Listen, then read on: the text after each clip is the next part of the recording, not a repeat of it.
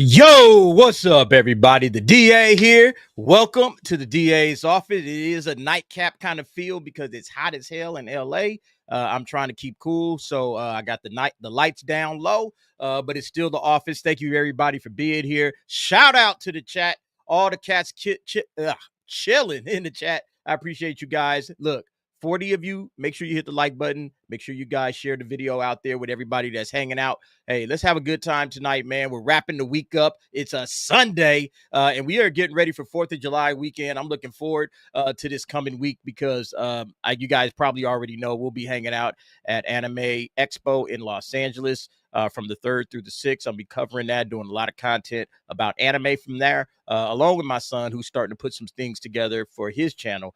So everybody hang out with us, watch Anime Heads, watch my channel for all the latest coverage from Anime Expo. But first up, we got to talk about what we got to talk about, and that's all of the content that you see up on that thumbnail. It's been a crazy week. We had two really, really interesting movies that dropped this weekend, M3GAN 2.0 and F1.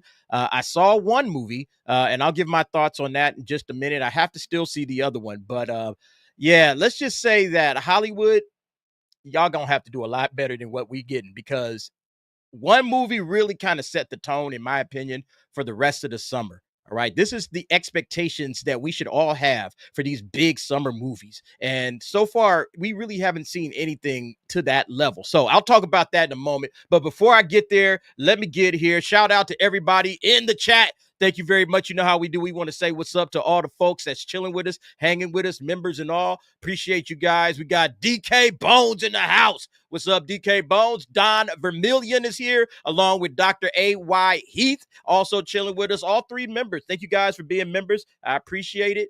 We got Dr. Dankies 21 is in the house. Draconis is here as well. What's up to Draconis? Jaggin 75. We got Jonathan Gordon. Joseph Lanham is in the house. Corbin Dallas is also here. Mr. Fawful, one of my mods, chilling out. Thank you very much, Mr. Fawful, for being here. We got Pam Impson in the house. Ramon Carter is also here. Ram Warrior 2500.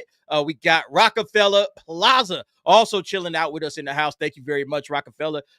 Rogue Thinker is here. Sergeant Gira Tina is in the house. What's up, bro? And then we got Stacy Gardner. We got Cyfax hanging out with us, along with Uncle Jimmy and Vorpal Snack. A couple of more folks dropped in late.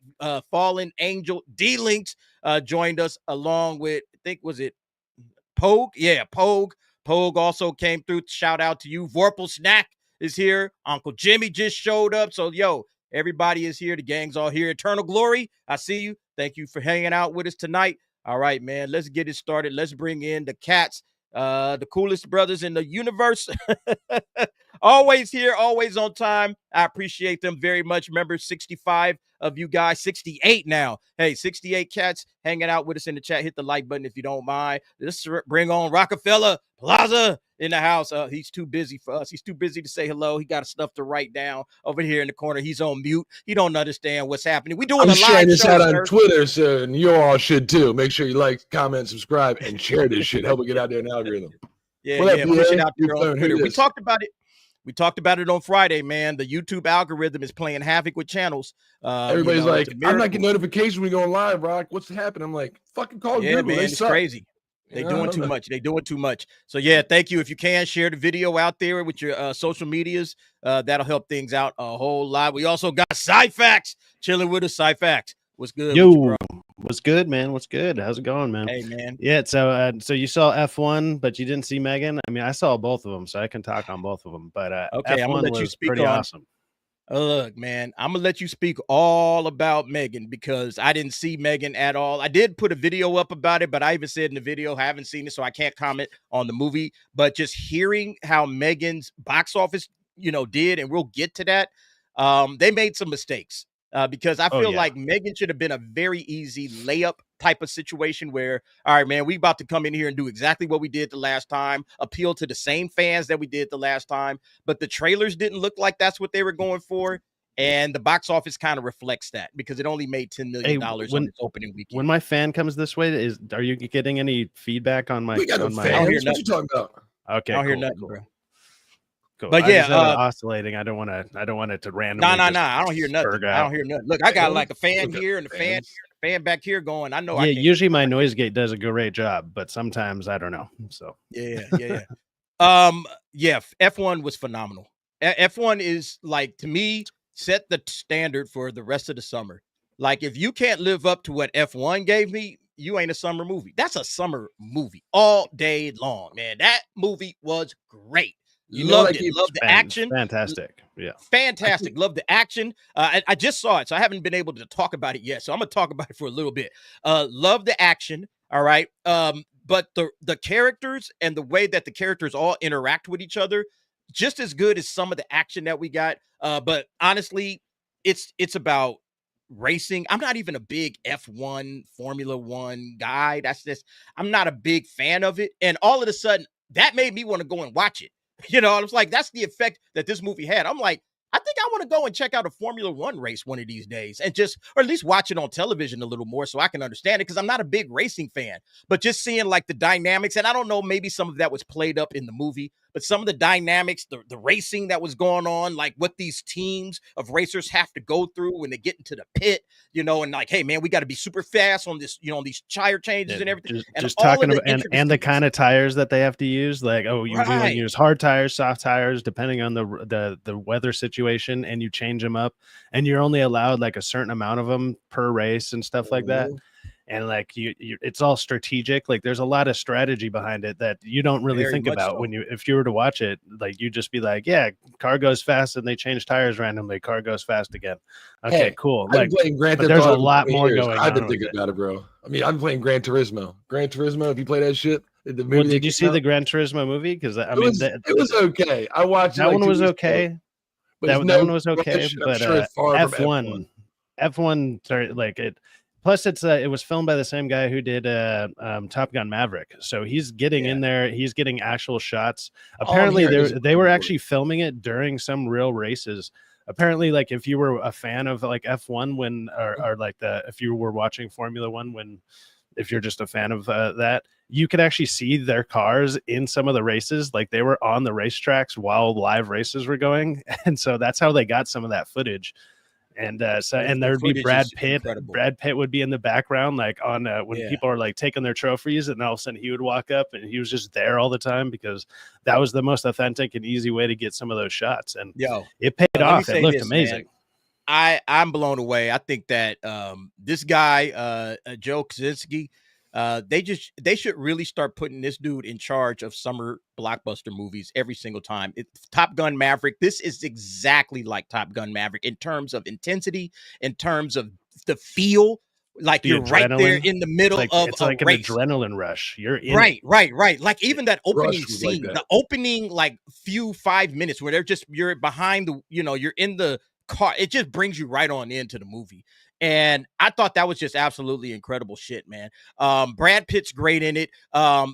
Damson Idris, I think that's the name. Damson Idris, yeah. Bro, I love this guy, man. He's a good actor. He played his role perfectly. I thought he did a good job. His mom was funny. His mom was funny in it.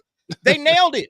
They gave us a summer movie, and it's an original movie. And now I don't know how it's going to do in the box office, and we're going to talk about that. But this is one that feels like it might have some legs. It didn't start out strong, but it feels like this is going to have a nice long run through the summer, and it's going to be picking up just small drops. Every week it's going to be a little drop, but it's just going to pick up some momentum. I definitely am going to see this again. It is really good. Scotty A. Yes, I just saw that right there. Better than Ford versus Ferrari. I like the story of Ford versus Ferrari a little bit more, but in terms of being right there, like you feel the adrenaline rush, like Cyfax is talking about, I would 100% say this is better than Ford versus Ferrari. Not so much the story, all right, but the feeling, the movie itself, the adrenaline rush, it's right up there, if not better. But Ford versus Ferrari is more of a story. Ron Howard Rush film. I hear people that's all I keep hearing people say is like it's comparable to Rush, the Ron Howard film. If you've seen that cinematography and the racing shots. This one's better than Rush. Everybody's saying it's better than that and like comparable to it. Ford versus Ferrari is my favorite racing movie of all time because it has a really great story and it's actually based on some real events. It's based on a real story, bit more. It's a little more impactful. Even with F1, there are scenes in F1 that are kind of based on real events. Like they kind of mimicked some stuff that actually really happened, but it's not, the story itself is not. That's kind of its own thing. But there are scenes from it like asking. Yeah, no, you're 100% right about that. Draconis, just sure real quick, we're about to get to all of this stuff. I got a big deck. 144 million isn't a strong start. It is, but they spent a lot of money on this movie. This movie has a very big budget, well over 200 million, maybe up to $300 million. That's what we're hearing. If it didn't cost that much money, it might be, even a better start. But when you're talking about you're pushing 200 plus million, 144 million opening weekend, you probably want to have something closer to 200 million. If you spent 200 million in in your total box office, you want to get somewhere in that range to say, okay, we're going to get a lot of our money back. It only has 55 million domestically. I think it's going to do a hell of a lot better overseas than it will domestically, but I don't care. I thought it was a phenomenal movie. I recommend it highly. Go out and watch it. It's a great time in the theaters. It's literally the best summer movie that I've seen since probably Top Gun Maverick. Is way better than Deadpool and Wolverine and all the other summer joints that we have seen over the last couple of years. So yeah, definitely go and check that out. All right, let's get to the topics, man. You guys know how we do. We start it off with a comment of the week. This is coming from a video. One of the comments that I saw that just made me, just bust up laughing. This one comes from the Dystopian Phantom 595, who said, "The MCU cooked, bruh." He's talking about that one video where I have all of these cats. I posted up all of these different TikTok videos of people, caping and cheering for Ironheart, saying that the MCU is cooking. He says, "You meant the MCU's colon cooked up some big shit, and it finally got served after 3 years of holding it back." Absolutely, man. My man was constipated. 3 years. The Ironheart show is absolutely atrocious. It's one of the worst things, if not the worst thing, that Marvel has ever done. I don't know where you guys are putting it so far. Is there anything worse that the MCU has done than Ironheart? I thought Echo and Shield might be worse. Yeah, Secret Invasion. Secret Invasion. No. Ironheart is not as bad as make it out to be. Agatha All Along, Echo, Secret Invasion. No. Let's Agatha All Along is better, guys. Not by much, but it is better. Don't be quick to run out here and judge just the worst Marvel movie all the time. Hold up. Don't dethrone the champions out here. We got a whole bunch of them. I mean, yeah, it's like recency bias, right? It's real easy to say, it's the worst thing because it's the most recent thing. You really probably have already memory hold a lot of them other old shows. But yeah, I mean, that's a good point. Like, let me put a poll up. What's the worst Secret Invasion MCU project? She-Hulk? Is it She-Hulk? Is it? I only got 4 options. So it'd be She-Hulk, Echo, Secret Invasion, and this one now. Ironheart is the top 5. Yeah, I think I agree. In the poll, so I'm like, all right, I'm putting it in the poll right now. I'm putting it up in the poll. Which is the worst MCU project? Is it Ironheart? Is it Echo? Is it She-Hulk? Or is it Secret Invasion? Go ahead and drop your votes in there. We'll check on the poll in just a minute. My money is on. I think my money's on Ironheart, but why I would say like Agatha would be better is at least after watching Agatha, I can actually see where you can make a story out of what happened. I can't see what a good story to make out of what they're doing with Ironheart. There's nothing there. You'd have to change everything, and there's not enough there to make anything interesting out of it. At least with Agatha, I think I would be able to sit there with what's given and cut enough out and make like with Agatha work like it wouldn't be a great story, but it would still be a better story than anything you can make out of Ironheart. Agatha does have a story, and Ironheart has a story too. Not God could say that, but it's not a good one, and the characters are terrible. I think the worst thing about this is the story. It's the writing. It's not even so much the dialogue. It's the story they're trying to tell us of this genius, young Black woman that has no soul, that is just a straight up crook. All right. I saw somebody else call her evil Iron Man. Like, I mean, she has all of this intelligence and she has all of this ability. And it's like, I always say this, and you've heard this before as well. You cannot write characters smarter than yourself. So if you see a smart, quote unquote, smart character doing dumb shit, that's because the writer's a dumb shit. The writer doesn't know how to write a character smarter than themselves. So you can only write a smart character up to your own intelligence. And it's clear that the people that wrote Ironheart are idiots. They're stupid. They're not smart people. You know, that's the reason why Riri Williams comes off as a total retard. It's like somebody mentioned this. If you're a intelligent woman, you're one of the smartest people in the country, why the hell is your parents and your family still living in poverty? One line of code. You can write a single line of code, put it out there, sell that for millions of dollars. There you go. You've got your whole family out of poverty. Why are you still languishing? Why are you still living in the hood? You know, you're able to do all this stuff. You can't get money to do all your other shit. Like, get out of here. Make an app, build a company, and then use that money from the company you built. That's going to be worth probably more than whatever Stark Industries is doing. And it's like, she's a horrible salesman. At the beginning of the show, she has all this awesome tech. Like, you know, she gets one guy the force field. It pops up like in store. She was like $20. She gave it to that guy for a college, like a college paper or a college project, and it was like, you're going to get an internship or you're going to get sponsored with this. And it's like, why didn't you use that idea and go sell it? Invention and go sell it for $1 million? Right? That white dude she sold it to for $100 is about to get rich. She can be like, I want to be iconic. Well, bitch, you should start off with some finances first, because you just sold a great invention for $100. What the hell's the matter with you? Yeah. They had to write victimhood in here somehow, right? They had to make her a victim. Oh, poor widow black girl. She can't find, she's not Tony Stark. She don't have money. It's like, bitch, get some money. Go out there and create, right? Look, there's dudes on the internet right now that ain't supposedly smart, that are just sitting up here like, I just created an app and I'm a millionaire all of a sudden. Fucking around, you know, on Android. And she can't do that. She's an idiot, man. It's just, that's the worst part about it. The story that they're telling, it just doesn't add up. You just don't add up, man. It just don't add up. In life, like T need to help her out, man. She don't know how to market. She got great inventions, but she's selling them for next to nothing. You get out there and help her, T. Yeah, but yeah, we're gonna get to, you know, we're gonna get to Ironheart in just a minute. Let me hit these super chats real quick. We got some gifted memberships I want to touch on. Draconis dropping 1 gifted membership. Shout out to Draconis. Thank you very much, sir. Appreciate that. And then he comes back with another gifted membership. If you guys got a gifted membership from Draconis, make sure you give him some love and say thank you. Of course, we got Bootzilla dropping 10 gifted memberships, man. 10 gifted memberships. That's 50 bones. That ain't cheap. Shout out to Draconis, or excuse me, Bootzilla for giving up some gifted memberships to the people. I appreciate that. Tell them to bring me my money.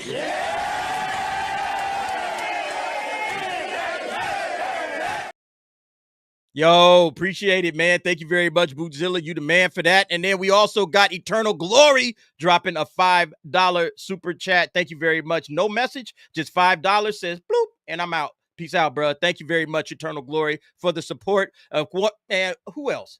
Who else but Dragon Master Zero drops 5 memberships. Always consistent, always coming through. Shout out to you, Dragon Master Zero, for the support that you give the channel. I appreciate it very much, brother. Everybody, thank the gifts and the gifted memberships.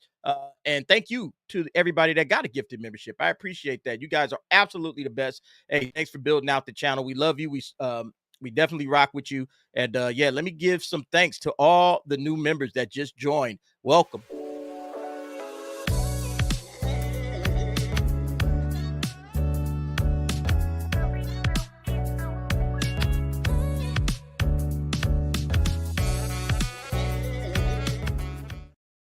Yes, indeed. Yes, indeed. And then also coming through, my girl, Donna Hergenrether, drops a $9.99, and she's giving a super sticker. Let me see if I can find out what that sticker is. I got to look for it.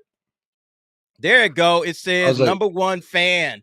Little dude jumping up and down. Looks like a pear. Why don't they show this little pear with #1 fan on it? Thank you very much, Donna. I appreciate that. Donna has been rocking with me from the very beginning. You know, thank you, Donna, for being there. She's also one of the top donos out there because she does the top membership. So thank you very much, Donna. I appreciate you. I recognize you every chance I get. I appreciate it. Thank you guys very much. Coming over from the Echo Base family. All right. Shout out to EBN, Coach and Nick, and the Echo Base family. You are the absolute best. Thank you. Donna's giving love to everybody. I appreciate y'all. All right. let's get to this, man. Look, we got a lot to chop into. We got other people probably dropping in later down the line. Let's just talk about Ironheart for just a minute. I know that I had Is said this review that bombing? 56. well, There's I no had way. said this, Rockefeller. I said, look, when this thing was sitting at like 70%, and then it started to slowly trickle down to it was fine at 70%, 69, and 68, and 67. I said, we're going to continue to see this drop, and it's not review bombing. All right, this is legitimately the score of this entire show. That 56% is absolutely the score. If you hit right here, you see what the top critics have given it. Yeah, 87% top critics, or excuse me, all critics. You come over to the top critics, and it's 56%. I want the top critics. Right in alignment with the audience. Isn't that funny? When the top critics and the audiences are all the same, are the top critics review bombing it too? Remember, is that what's happening? When you go to the top critics ain't review bombing it. No, that can't be right. We should have multiple accounts, D, and go over here and tell everybody we like it. So don't go to all critics. Go to top critics like DA, like Sci-Fax. When you go to all critics, you're going to get Rockefeller Plaza 2, Rockefeller Plaza also. You're going to get all these fucking fake accounts that are saying, it's great. It's 100% great. No, it's not. It's multiple accounts trying to boost the numbers. When you go to top critics, they might be washed down. Like when we were doing Ironheart, it was like, it's a 2. I was like, I'm going to give it a 5 as a legit show. It's filmed good. There's good special effects. It's not, the dialogue isn't written bad. So I'm giving an honest opinion. A 5 out of 10, in my opinion, is a 50. Where's it sitting? It's just funny to me how it's never review bombing when they do it. Like when they do it, it's just legit criticism. You know, if the critics, if this was in like the 30s or whatever, like if this legitimately was in the 30s, nobody would be saying anything about, oh, the critics are review bombing it. No, everybody been like, nah, the critics are telling it like it is, you know? But when we say, oh, man, this is trash, all of a sudden it's like, nah, you guys are review bombing. It's all racist and bigots and blah, blah, blah. I just find that interesting. But, yeah, that's where Ironheart is. And with all of the media doing their damnedest to save it, all right, 87% here on the All Critics. Over here, they got article after article after article coming out about how it's getting review bombed, you know. They're saying it's disingenuous hostility. It's like, wait, what are y'all talking about? There's no review bombing. These are people giving their legitimate opinions. And this is why nobody trusts the mainstream media anymore, or any media for that matter that's not, you know, trusted folks on YouTube, you know, us, critics, people that, the real individuals, actual people, you know, that just watch things and just give you their honest opinions. Well, it's funny. It's not review bombing. It's like they come after us here on YouTube or whatever if we say something's bad or whatever.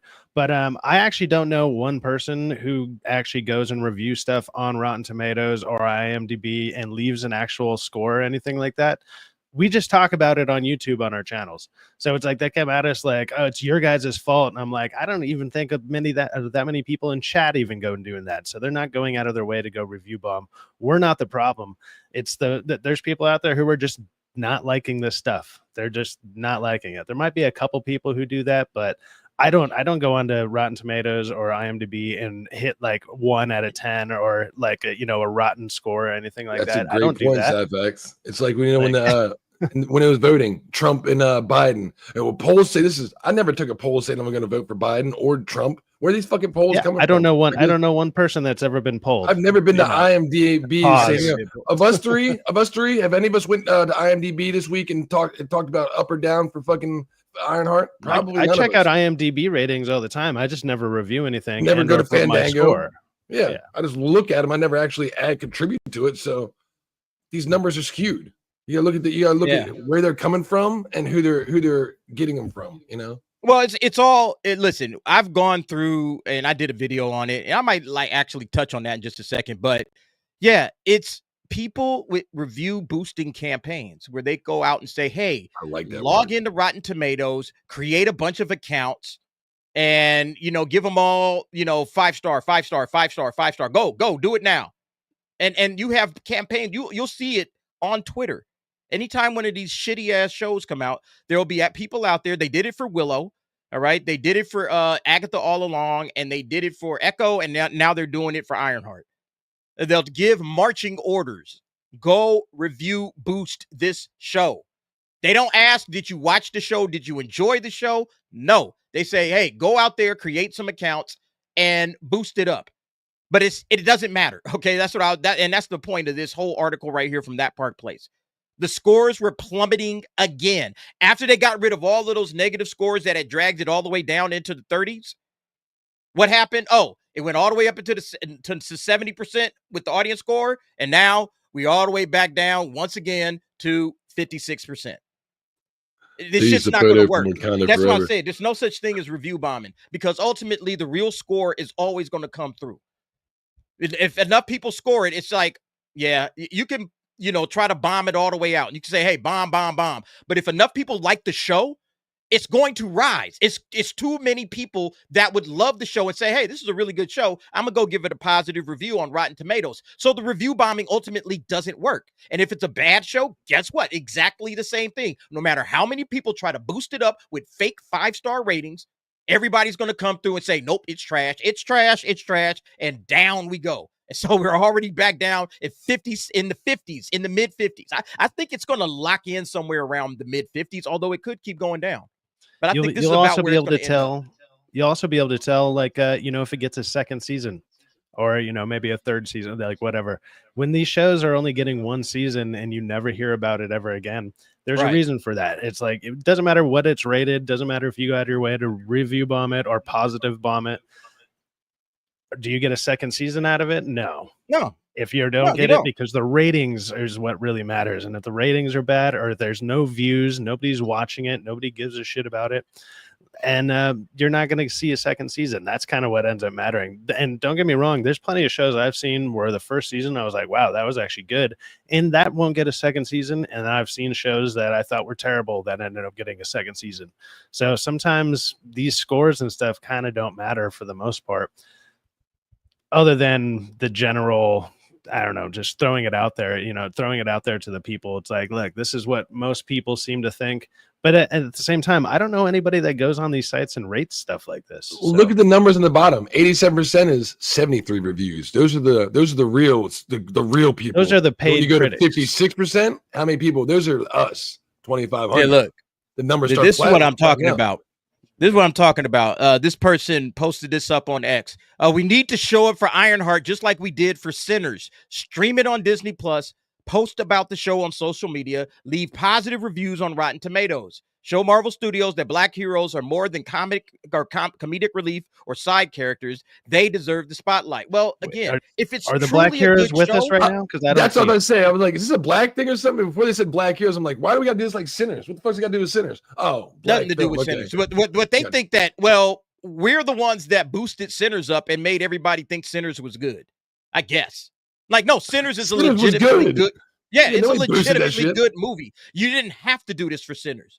You didn't have to do shit for Sinners. Sinners took care of itself because Ryan Coogler made a good movie. That's it. You got Andy from Hold My Dual Shot going in depth about the cinematography, the music, the composition of the film, and then how I'm like, wait till you hear him talk about Ironheart. You think it's because they're comparable? No, because they're far off from each other. Don't try to compare this with fucking Sinners. It's not comparable. Like, what are you doing? Because they're Black films? Like, so that's exactly what it is. That's the only connection. What it is. Yeah, it's Black. We gotta support Black, even though it's bullshit. That's why the video I did. I was talking about. Don't try to ride Sinners coattail. I was talking about Pootie Tang. I said Pootie Tang was a shitty movie. We don't talk. Nobody says, "Oh my God, we got to go out there and support Pootie Tang and make everybody believe Pootie Tang is this great film." And it's like, why? Nobody would say that about Pootie Tang. So why are you saying it about Ironheart? Ironheart's on that same level of trash. It's just trash. It's just trash. Yeah, where's all the voices standing up for movies like Soul Plane, man? Come on. Like, I just don't understand why they feel why do they feel the need to stand up for Ironheart and then going all out of their way? Oh, we really gotta talk about how Black heroes deserve the spotlight. Like, if a Black hero is a good hero, you ain't got nothing to worry about. Blade didn't need nobody doing this shit for Blade. People like Blade just fine. Nobody needed to do anything. Right. Nobody needed to go all out of their way and create this and that and this. No, it was fine. It was fine on its own. When you got good product, it sells itself. If you don't have good product, you're out here trying to make people believe some other shit and trying to sell it and doing it, manipulating. Yeah, going out there being a snake oil salesman, and so like, go ahead and buy this product. You're going to love it. I swear. Look at all these people who said they love it. RDJ, look at RDJ. RDJ loves it. He doesn't like it. He fucking loves it. Oh, yeah. Maybe I'll love it. I mean, I mean, they did the same bullshit with James Gunn and The Flash, right? And he was like, it was the best superhero movie I ever saw. It's like bullshit. Like, I don't believe you for one second. Rocket Shilla doesn't lie. I said it's a 5. I mean, I wouldn't give it a 6. Y'all can go back and check me on the tape. I said it's a 5. I definitely wouldn't give it a 6. I mean, if most, I give it a 5.5 on a good day if I'm really drunk. What is it? 56% audience rating. Boom! Nailed it right in the fucking head. I'm like, there it is. That's 55%. You know, I'm gonna give you the honest critics rating and say it's not a fucking. Would you want to go out and buy a 55% show real quick? I wouldn't. I'd be like, I'll wait till Rock says something 80% because I agree with him on the 80%. I think Andor's an 85% fucking show. I like Andor. You know what? I agree with him. But unless he says 85%, I'm not fucking spending money on it.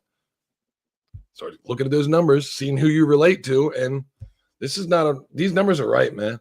I love your term too, review boosting. I don't know if that's a new term or not, but we need to get that out there a lot more. Review boosting. Well, I try to use that to, to counteract review bomb, because a bomb is bad, a boost is good. So you're trying to boost something up, just like you're trying to bomb, drop a bomb on it and destroy it. It's the exact same, it's the parallels. So I just try to use review boosting, just to, not say negative review bombing or positive review bombing. It's like, nah, review bombing is bad, supposedly for the show. But making like 6 fake accounts.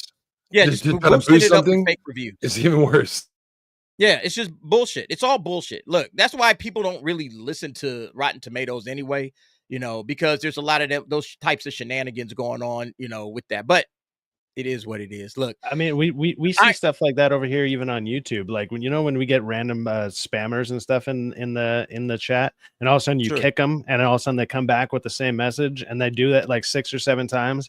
Those are the people that are doing this review bombing and or boosting bullshit. It's these people with like 7 to 10 goddamn accounts that are just on the fly that they can just go ta ta ta ta ta ta ta, and they'll every YouTuber got 2 say accounts, the same shit. Yeah, I have 2. Come on, what the fuck? It. Yeah. I have 2. That's it. Yeah.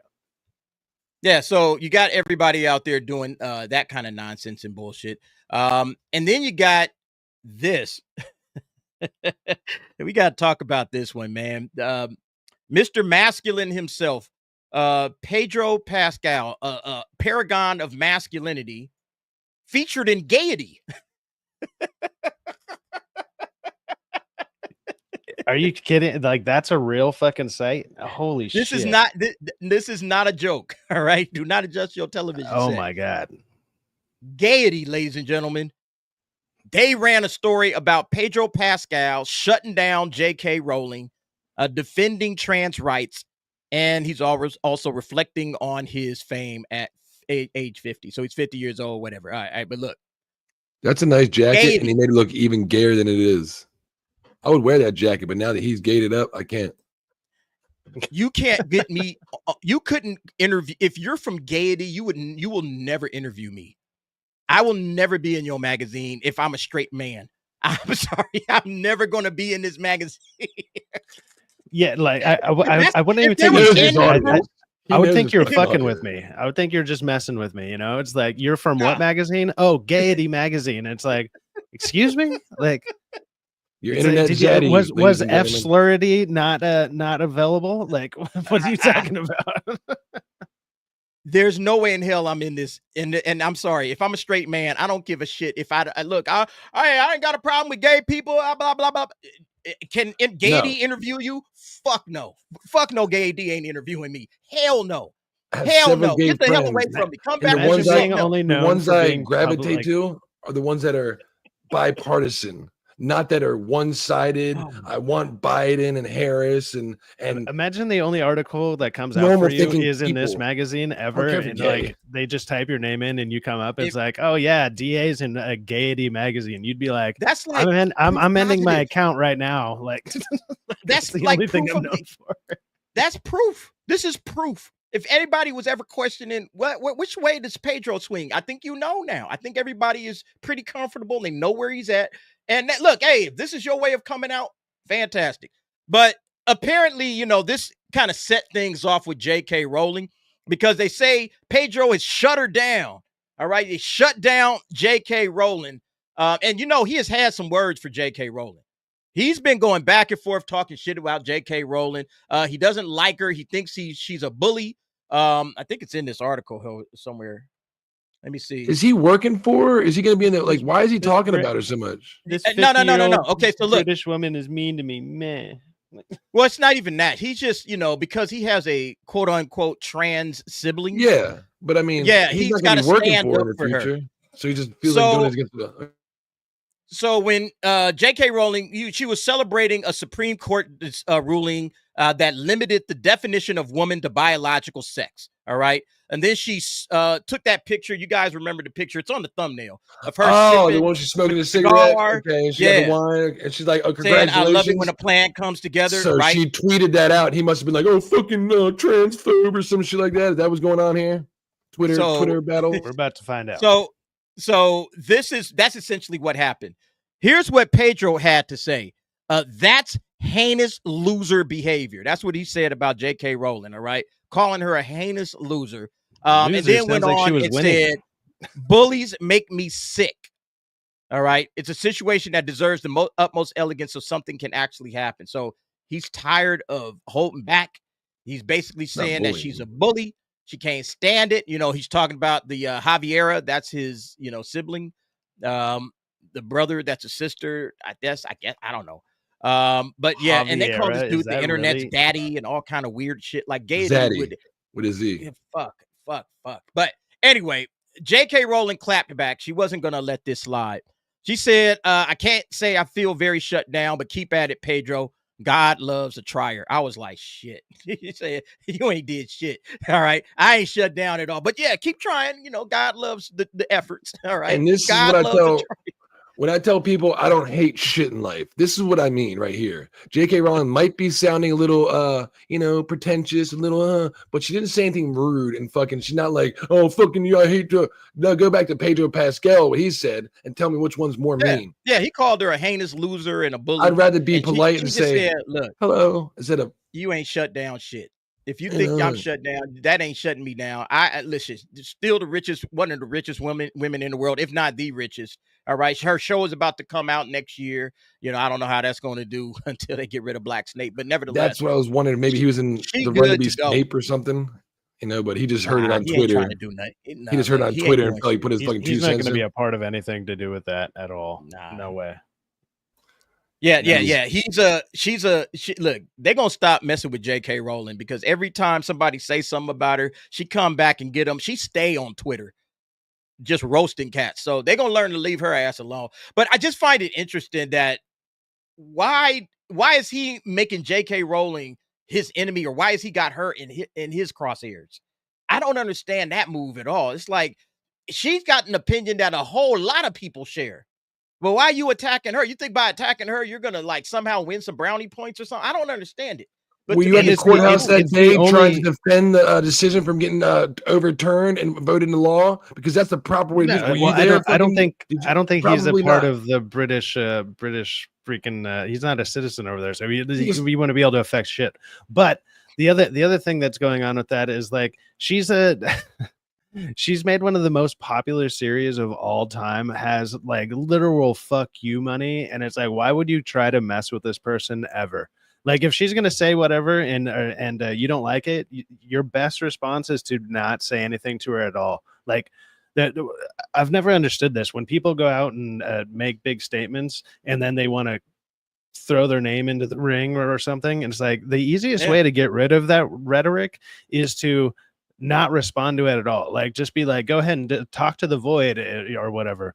But the other thing too, and it's been kind of ridiculous, but it's the only thing that she's on, I would say, our side about, right?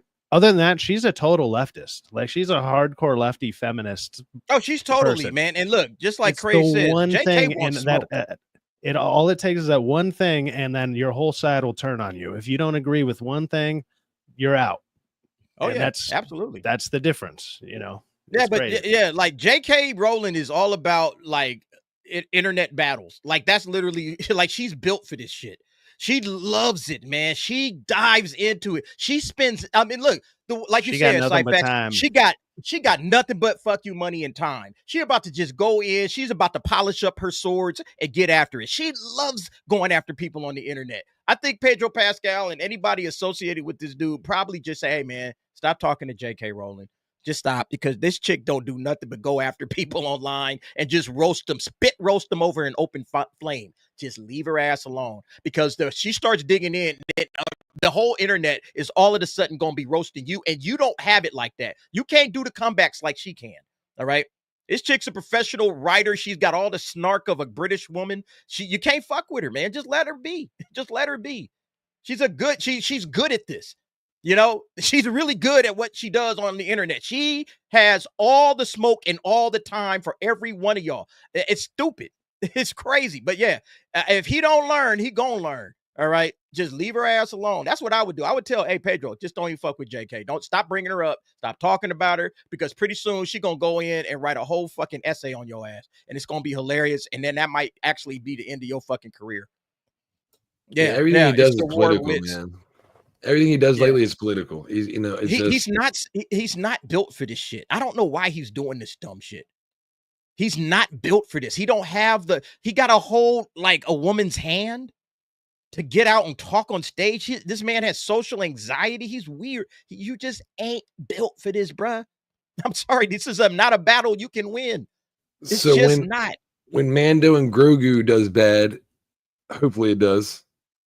That should disperse him from the main stage for being out there so much, right? He hasn't really had any successes. Maybe. Look, whether obviously a lot of us don't really care for this dude, don't like him. Some of his acting isn't even all that great, but overall, a lot of people do like his acting for the most part, and he usually does a pretty decent job.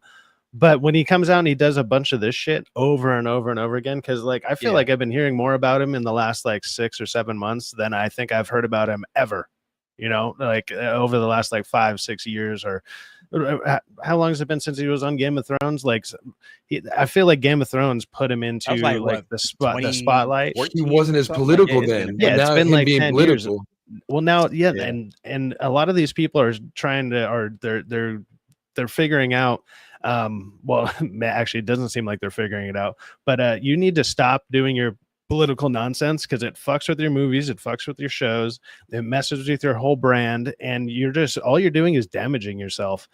I don't know how these actors keep doing this and then don't have anybody there, not like one person being like, hey man, stop it, because you're about to get destroyed. You're going to destroy your career. He's already surpassed Zegler in terms of just being annoying. Now he's about to step into a fucking landmine. He's about to step into a landmine if he keeps going after J.K. Rowling, because that chick don't play. She just don't play at all, man. And speaking of, look, this might be the worst part about this whole situation when it comes to Pedro Pascal, is we're starting to see what it is they're trying to do with this dude. They're trying to stand him up somehow as a paragon of masculinity. All right. This Hollywood director, who happens to be Spike Jonze, somebody who I think is a good director, said Pedro Pascal is what we want in masculinity. And I was like, we? Who the hell is we? We who? We us? We? You better change that all the way up. Maybe he talking about Hollywood. We? Who is we? Who in the fuck is we? We do not want this dude as a masculine. What the fuck are y'all talking about? I was laughing when I saw that. Oh, this is what we want masculinity. We who? I do? Define we. You and your weird ass people in Hollywood want this dumb shit. We ain't asking for this. The vast majority of human beings do not think this dude is masculine at all. Can you imagine if Pedro Pascal is the most masculine man in your country? Like, this is the peak of masculinity in your nation. Oh, your country would be overran the next day. It's like, hey, here's our beacon of masculinity, and like any country with a dude who like lifts more than like a 25-pound dumbbell is like, okay, you want me to go, I don't know, take that country for us real quick? I'll just go do it. Like, that's the guy.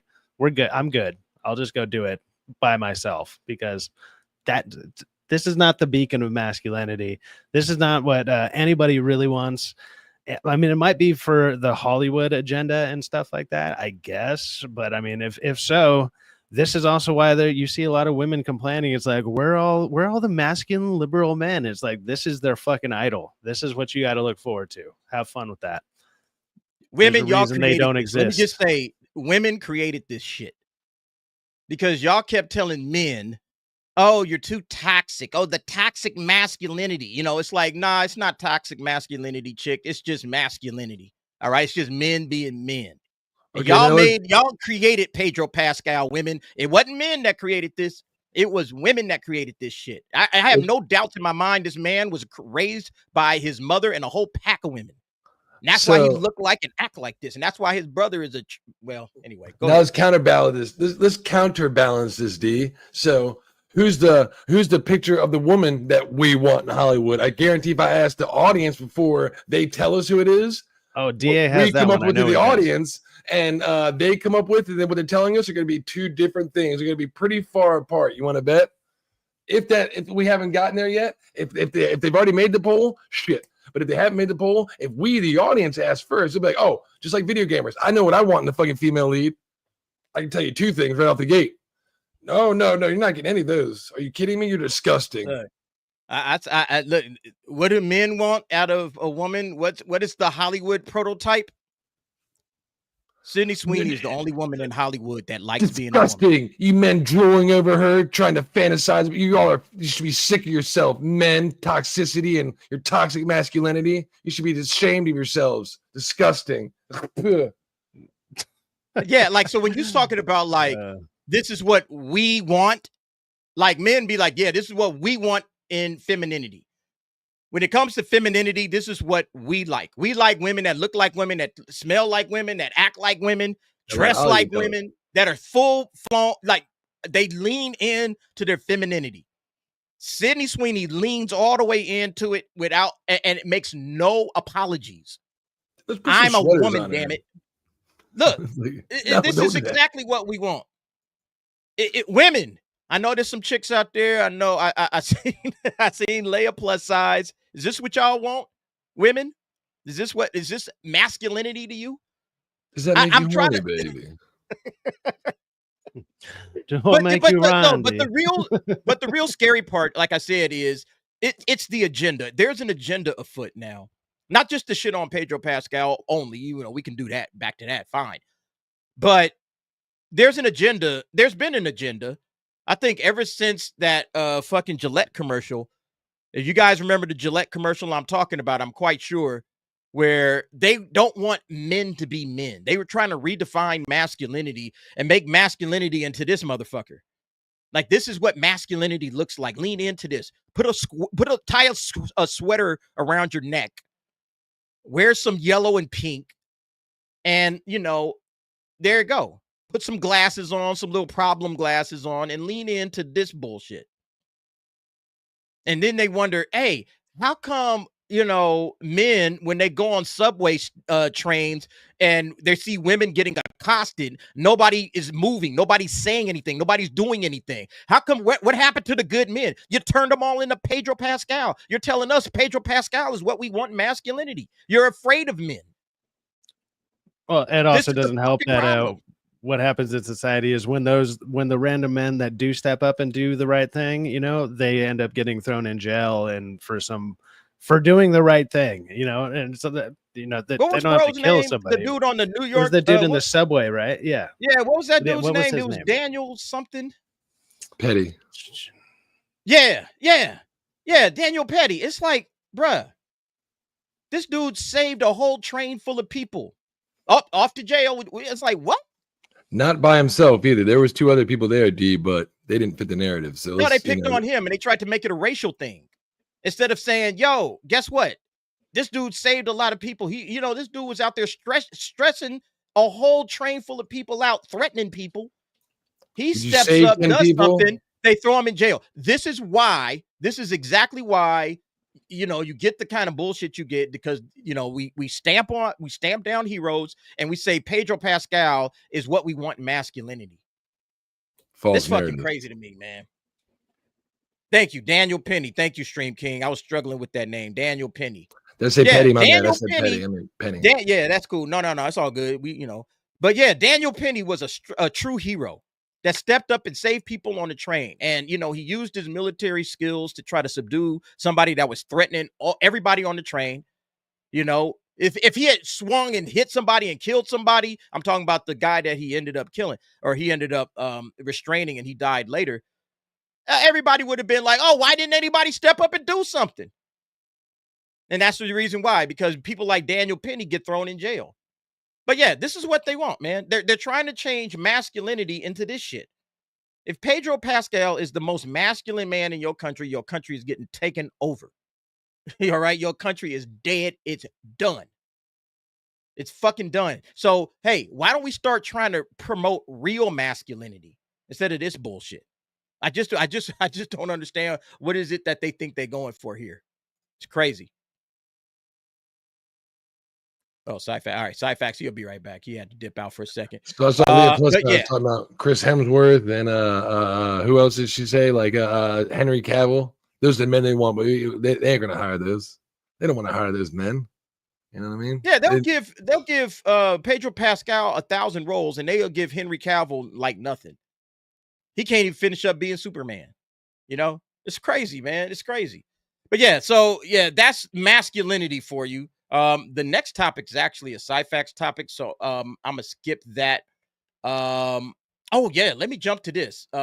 T had shot this over to me, and I thought this was interesting, and I want to hear what everybody thinks about this one right here. Okay, there's some speculation that John Malkovich has been cut from the Fantastic Four. People are starting to wonder. Who's he supposed to play? Mole Man? Is he fucking Mole Man? Is that who he is? He showed up. He might be. I don't know. He showed up in the opening trailer, in the first trailer. Remember the very, very, very first trailer? He had a little pop in. He just kind of showed up and said, "Hey, everybody, it's John Malkovich," and then that was it. We never saw him again. And ever since that very first trailer, that was what, back in like December or January, we haven't seen hide nor hair of this dude. Yeah, okay, yeah. Red Ghost. You're right. Thank you, Draconis. Red Ghost. Yeah, so he pops in as Red Ghost, and it's just gone. Like, wait, is he still in the movie? Nobody knows. People are saying that he might have been cut out of this movie altogether, which would be interesting.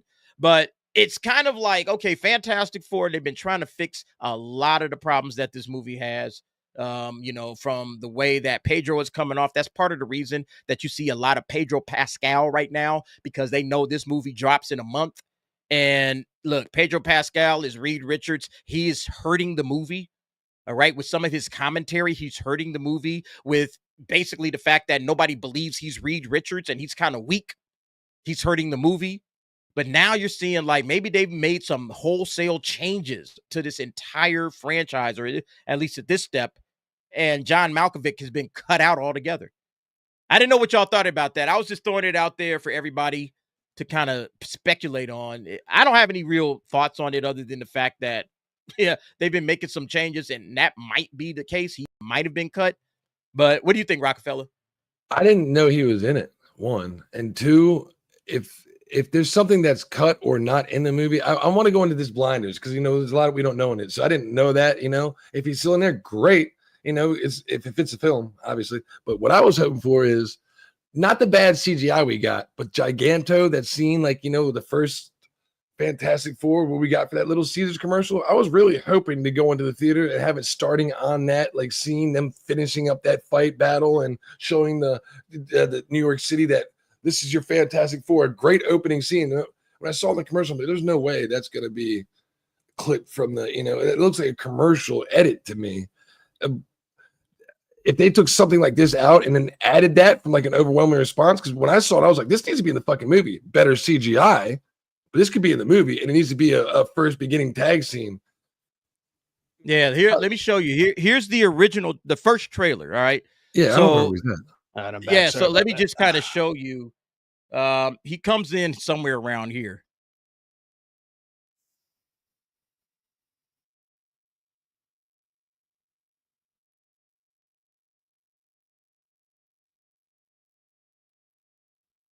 There. Yeah, that's right. He was in one of the first trailers. This is like the very first trailer. Yeah, I haven't seen anything in the last couple trailers that have been out. I haven't seen him in any of them. Yeah. No, that was the whole. Yeah, that's. I forgot he was there. Like what Rock said, he's like, Rock said he didn't even know he was there, but I forgot he was there. I remember us talking about it, but he was like the red something. What's his name? Red Ghost. Red Ghost. Yeah. So the speculation is now that he ain't in the movie at all. His role has been cut. His footage, whatever he was in, has been cut. So he was in the trailer, but we haven't seen shit from him since. So would I be surprised if he was cut? Nope. He's too good to be a throwaway Red Ghost side character. He should be if they're going to use him, a mole man, a legitimate actual character where he can, even if he's only on stage for a little bit, flesh out his chops. He's a good actor, man. He could be a villain, or he could be a Magneto. Look at him right there.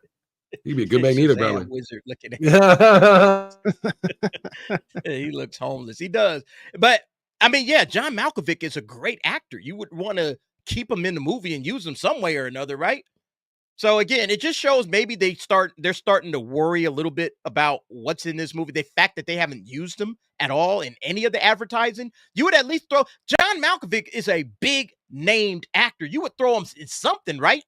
Give us a little bit more insight into his character, being that you put him in the first trailer, but now he's in nothing, and it's like, bro, I think he might be gone. I think they just said, nope, cut. We cutting him out. And there it go. All right.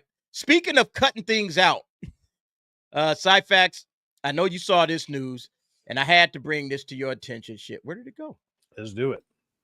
They can cut him out, D. I didn't even know he was there. They can cut him out. Save him for a better time, Marvel. Get rid of the red dragon or ghost, whatever the fuck his name. So, I know you saw this information. Sony Pictures has paused all its Spider-Man spinoffs, including one revolving around Null. And I know that was something that you had talked about when Venom was out. Venom, the last dance. Yeah. And they were setting it up. Yeah, I was wondering about that because like Venom, the Last Dance obviously sets up Null. And then when they were talking about Spider-Man 4, they kind of have it out there. And now that Sentry is a part of the MCU, it would make sense because the first introduction to Null comes in and let's just say he fucks Sentry up. And if you saw what Sentry can do in Thunderbolts, he's like beyond invincible. Null shows up and just eliminates his ass real quick in the comic anyways. And I really like that comic. I think it's called King in Black. It's the King in Black comic. Really, really good story. And Null would be really good, but I mean, he wasn't utilized very well in The Last Dance. I mean, The Last Dance was probably the worst of all the Venom movies by a long shot.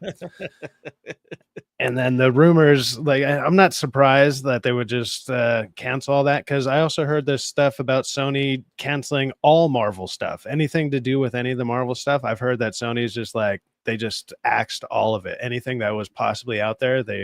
That's the rumor going around that they just kind of threw all of it out the window. So I'm not, it doesn't surprise me. With it. Like no, and the way that they could have intertwined it, like with the second Venom movie, when he kind of like starts to almost go into the MCU universe, they pulled back on that with a third movie. And so it's like your way to introduce Tom Hardy's Venom into the MCU while also you could have brought Null into the MCU. And that could have been your first big bad instead of Doom. You know, you could have had this big thing with Venom and Null and intertwined all of it. You could have made it work. They could have made it work, but they some reason walked it all back and they barely used Null at all. He has like a couple scenes and it's not very well done. And it doesn't surprise me, but I mean, if they're going to do Null, it would be one of the better times to do it because you have all the characters there to set it up. I mean, like Sentry was like one of the main ones missing. Now Sentry's there because of the Thunderbolts. You kind of have it set up there, you know. But this doesn't surprise me though. Still. Yeah, I mean, killing the whole Sony Spider-Verse is probably the right move, just because it really never worked overall. Let me bring another gentleman onto the stage that can help us kind of sort out what's been happening with the Marvel Sony Spider-Verse and why it's gone down in flames. Uncle T is in the house. T? What's up, y'all? What's up, man? Hey, T. All right, so I know you saw this news. The Sony Spider-Verse is a wrap. or at least it's on pause. All right, they're saying they're pausing the Spider-Man spinoffs. He's on pause right now. He's just lagging out. Is he doing this on purpose and shit? Like what? T, you all right? I'm fine. I'm on task. Okay, all right. What do you think about Sony killing the Spidey universe, their Spider-Man universe, and the Madam Web sequel that everybody was begging for, and Venom and Craven and all the other bullshit that they done? What do you think about that, D? Kill that bad boy, man. It's over, man. It never really started, dude. They can't look. If you go back, it's been done, man. Dang, dude. Morbius, man, you wasn't looking for another Morbius. It was bad, dude. It was bad, dude. They just don't look. That last Venom. Remember we walked out of Venom, man. We were like, what? I just think they don't know what to do with him without stepping on toes, man. Because you got too many. It's kind of simple. They got the video game version and they got their version. They should just. They could do a. And we're talking about it. We're talking about Sony, who owns all the villains. They own everybody for him. Like they don't have to go out. They don't have to go to Marvel. They're their own thing for Spider-Man, and they just they cannot. Could have built a universe with the Sinister Six. You could have really put together a really good Sinister Six team, and then really and had them go up against Spidey. That would have been amazing. There's so many things that they could have done, and they've done nothing. They've done absolutely nothing. They have access to some really good characters, but they didn't want to do anything with them and then they didn't put Spider-Man in any of that shit. They didn't put Spider-Man in anything, and I don't understand that shit. Well, I kind of wonder, I kind of wonder the kind of contracts that they had out there, because it's like, okay, look, even though Sony has a certain amount of characters, and obviously MCU does, that's why they collaborate with each other when it comes to Spider-Man. But it's like, is there stuff written in some of these contracts? Hey, you can't use these because we want to potentially use it for this, and vice versa on both of them. And after a certain amount of contracts, you start ending up looking at it like, holy shit, we actually can't use any of this crap because the amount of contracts we written in with all these characters, like we can't use any of it anymore.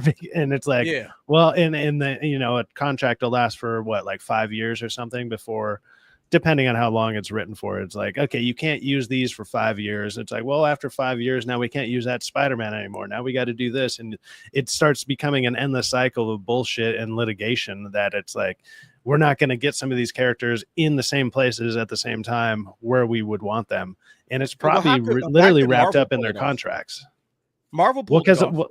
Well, Marvel pulls it off because they'll reach out to like Sony, right? And then just like, okay, hey, we'll pay you for this character, right, or whatever. But that's why stuff that like when Spider-Man does really well on its own, like what was it, Far From Home? Was it Far From Home or the No Way Home? The one Far From Home was with Mysterio.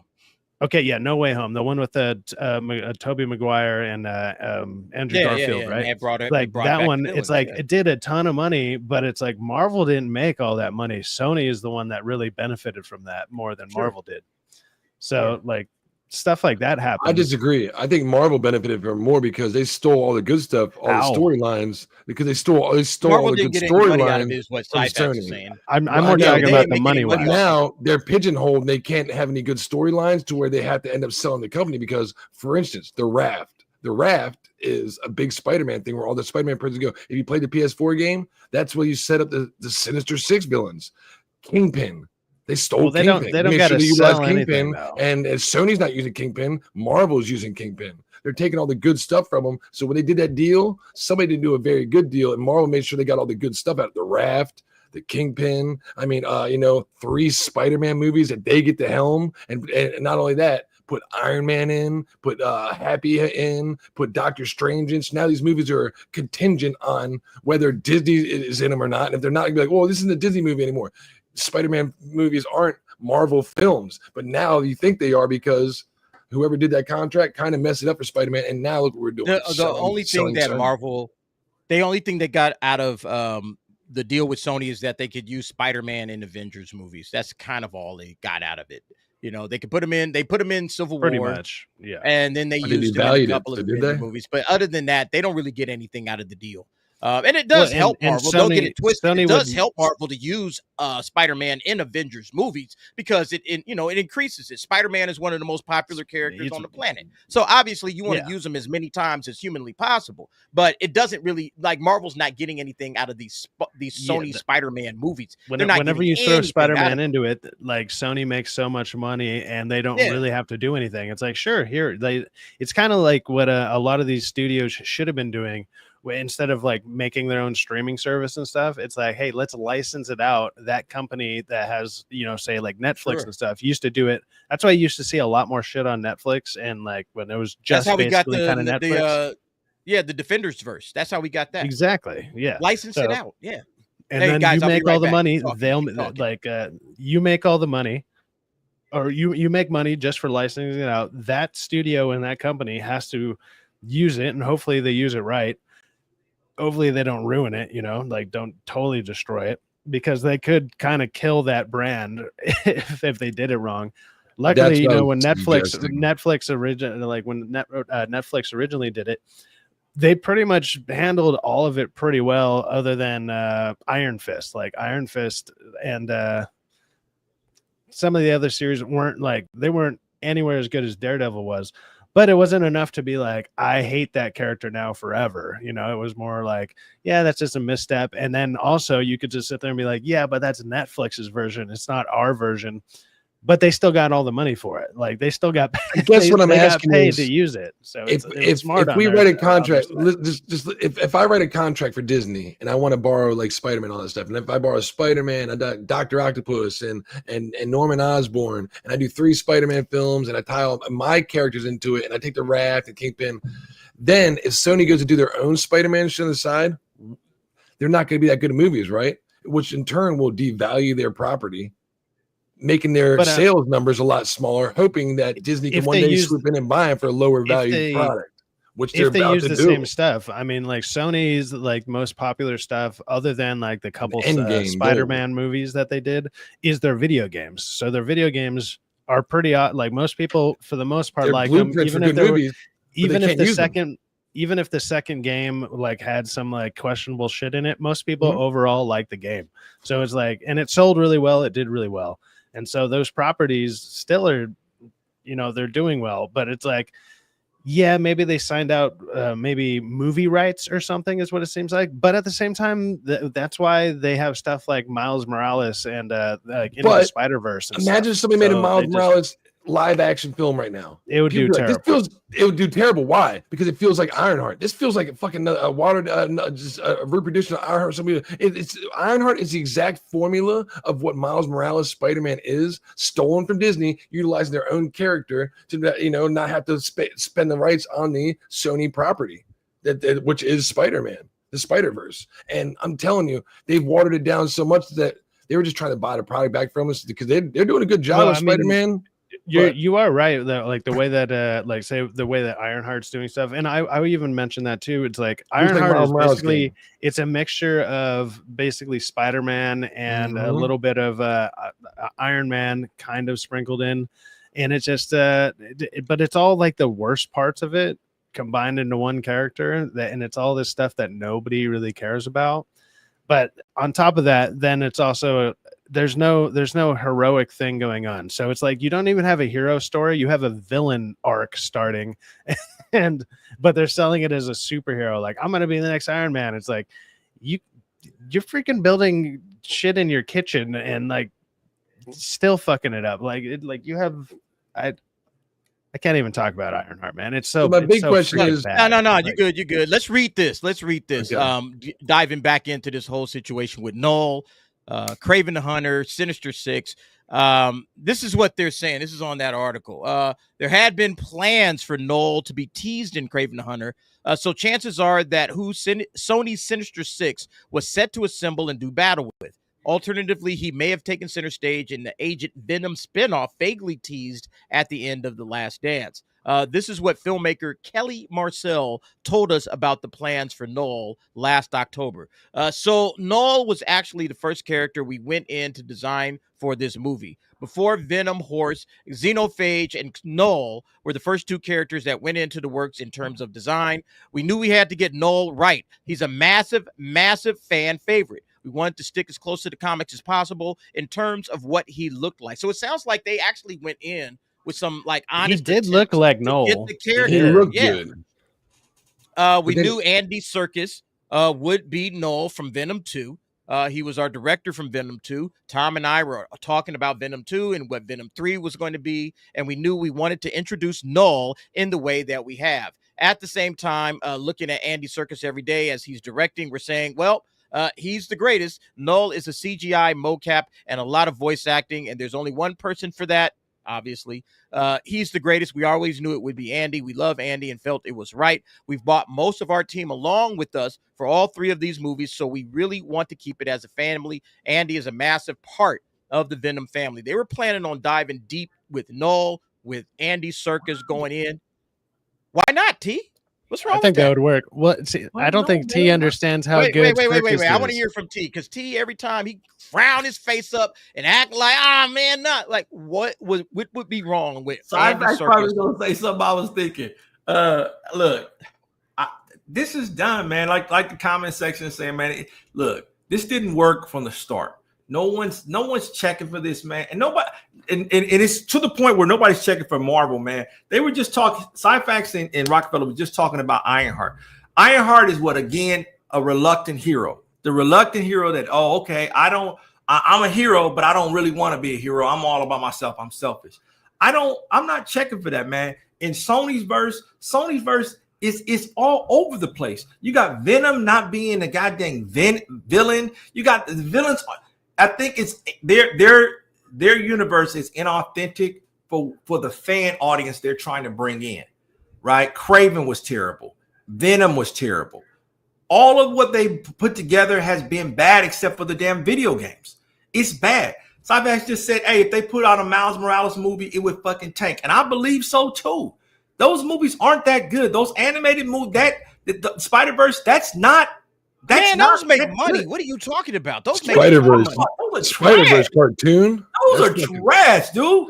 If like you the don't, stories aren't that good, but they look phenomenal. You need to bring the 94. You need to bring the 94 amazing. You need to bring the 94 Spider-Man. That 94 Spider-Man is the best Spider-Man they ever did. That had the X-Men in it. That had everything we needed. If you just did that, they had Blade in it, Wolverine. They had everybody. The Punisher. If you do that, they had Morpheus too. If you do that version, that will make so much money, man. To me, they're never gonna do that shit, man. They're never gonna do that, man. That Miles, I'm not checking for Miles Morales, dude. Call him Spider Kid. Why not call him Spider Kid? Huh? Well, the thing about those movies, like the animation is the thing that sells it. Because it's like next level, like that shit. The story is fantastic. The animation's good, but the story will give you is a tearjerker. The story's fantastic. Yeah, dude. Part 1 and part 2. I mean, they're cartoons that exert emotion to people. This right here is a fantastic. I don't care if it's a fucking cartoon. You need to watch this shit. Amazing. Oh, well, hold on. I gotta edit that. Hold up. I need that to scroll across the bottom. That's what I was trying to do. Sorry. And I'll get a bat for this. This is one of the greatest films out there. I mean, I put this up there with one of my best films. I love Forrest Gump. I love The Dark Knight, and I love Nightmare Before Christmas. But guess what? This is a strong contender to be one of my favorite 3. The entire series so far. This and I got the other one on digital because I wanted to buy it when the suit came out. But this and Into the Spider-Verse, fantastic films. I don't care if they're fucking cartoons. Please give this a go. Watch it by yourself. Turn all the lights off and don't let the fucking internet give you any kind of fucking input on it. What the hell does having the lights off with the Spider-Verse? Zone into it, focus, pay attention to it, and become part of this universe. To be like, to be fair, when I'm watching a movie, I turn your own web fluid. What's going on here? When I'm watching a movie, I try to turn as many. Also, because if I have a light behind me, it reflects off the TV. I don't like that, so I do that. I'm on board with the turning the lights off low. to get focused. You know how Spider-Man makes you I'm not putting on some Barry White while I'm watching it though. You know, like, trying to get romantic shit on some. I'm gonna lay you down. Dude, I'm not doing part any of two. that shit while I'm watching some cartoons. In part 2, we make fun of it. But when he's like, "Nah, I'm gonna do my own thing." When he's running away from that, he's like, "You're never supposed to be fucking. You were never supposed to be Spider-Man."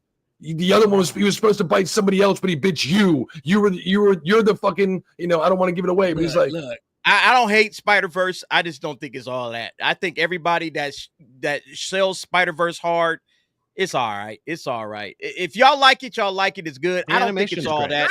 And I don't think it's all that. No, the first one definitely was better than the second one. I did not like the second one that much. But if you liked it, more power to you. Enjoy that shit. Let's talk about a really good movie, all right? F1. F1 was fucking phenomenal, man. Great movie, all right? Absolutely loved it, all right? Absolute cinema, right? It was. It was. You feel like you're literally in the damn driver's seat of F1, all right? Just like you felt like you were in the cockpit, no pause, T. You feel like you were in the cockpit in Top Gun Maverick. You feel like you're in the driver's seat with Brad Pitt in F1 because the cameras, they just bring you right in. Go watch it in a Dolby, by the way. Dolby Cinema is 10 times better than IMAX. Dope. That's where I saw it in, and it was fucking amazing. Man. That is like an it's adrenaline rush. The movie, like, just go have fun. Bruh, you feel like the energy, the seats are vibrating, the speakers are right in front of you, and I mean, go watch it in a Dolby if you get the opportunity. But yeah, F1, great. The opening. This is the question about the opening. It opens to $144 million all over the world, all right? Which a lot of people say, hey, that's a good, solid opening, all right? It's a good, solid opening until you consider that this joint had an estimated budget of $300 million. Now, remember, $300 million plus marketing is what they need they need to double that in order to get their money back. So let's say they spent $100 million on marketing. I know they probably spent more than that, but let's just say they spent $100 million on marketing. That means they spent a total of $400 million. They split the box office with the theaters. And so now you're talking about, in order to get $400 million back, you need $800 million. All right. So you need $800 million. And they started out with $144 million worldwide. I'm sorry. That's not going to get it done. It's not coming close. Now, the good news is it's made by Apple. Apple don't give a rat's ass about making money. They make iPhones. All right, they want good business. Products. They in the movie business as prestige. If they want to recover the money, they'll release a new AirPod and ta-da. Exactly. They make what else they make? They make T's computer. T got a T pissed off that he got that damn iMac. They make iMacs, they make MacBooks. That's what Apple makes. So the fact that, we spent, $144 million. And look, it's the best opening ever for an Apple original film. So hats off to Apple. I hope they make more of these prestige movies, putting big stars like Brad Pitt and doing all that. I hope they do. Because if they don't care, they just want to spend the money. They've only released like 2 in theaters, though. They did this one, or no, I think they have 3 movies out. They have the Will Smith one, the Slave one. They have the Napoleon one, and then this. I think those are the only 3 movies I think they've actually released. Wait. Didn't they do that Henry Cavill, that what's the name? Didn't they do that movie? Wasn't that Apple? The one that came out last Argyle? Yeah, didn't they do that? I think that was. I don't think they did Argyle, but I know it's on. Like, I don't think it was through them. What was that, on Amazon? It was one of those dudes. It was Still, you're looking at 3 to 4 movies. It's like, this is the best one. I mean, you don't have a long list of movies that are out. It's not hard. Yeah. No, they did this. Yeah, they did Argyle as well. Look, they're spending $200+ million on these joints, and they're not making any money, or they're not bringing in the money that you would need to bring in order for it to break even. Look, as long as they are making good quality movies, if they keep making F1, I'm not going to complain. If they cool with it, I'm cool with it. But yeah, they're not going to get their money back. They're not going to recoup the production budget and the marketing budget. They're not going to recoup that. at all. Apple All right, has not a even close. surprising amount of decent shows, and like when it comes to their movies, their movies are probably more miss than they are hit. But they don't care, and it's clearly just like a vanity project, and maybe to showcase some of their stuff. I wouldn't be surprised that they're like, hey, you can make these movies, we'll pay for them, but you got to use a lot of our products to film them. They probably use certain lenses that are all Apple product. It's probably all Apple that they filmed it on, and they probably have write-offs, and or they can sell it to other studios to be like, look how good this film looks because we used our shit here. You can rent it from us or whatever. We'll sell it to you. Here you go. They probably do a lot of stuff like that. So even if this movie doesn't make money, which look, this is a decent opening weekend, but you also a week, but next week is Jurassic World. Doesn't matter if we didn't like it, people are still going to go see it. The week after is Superman. This movie's dead. It's made whatever money it's going to make for the most part, because those are the two movies everyone's going to see this week and the next week. F1, unless they keep it for like another month, and like I think F1 might. I think F1 could have a good long run. At least I hope it does. But like you said, you want to see it in Dolby. You want to see it in IMAX. You want to see it in Dolby and IMAX and stuff like that. Freaking Jurassic World is going to take it over. Yeah. It's not going to be there for long. Now. Go now if you want to see this movie the way it needs to be seen, in a Dolby, in an IMAX, in a big format.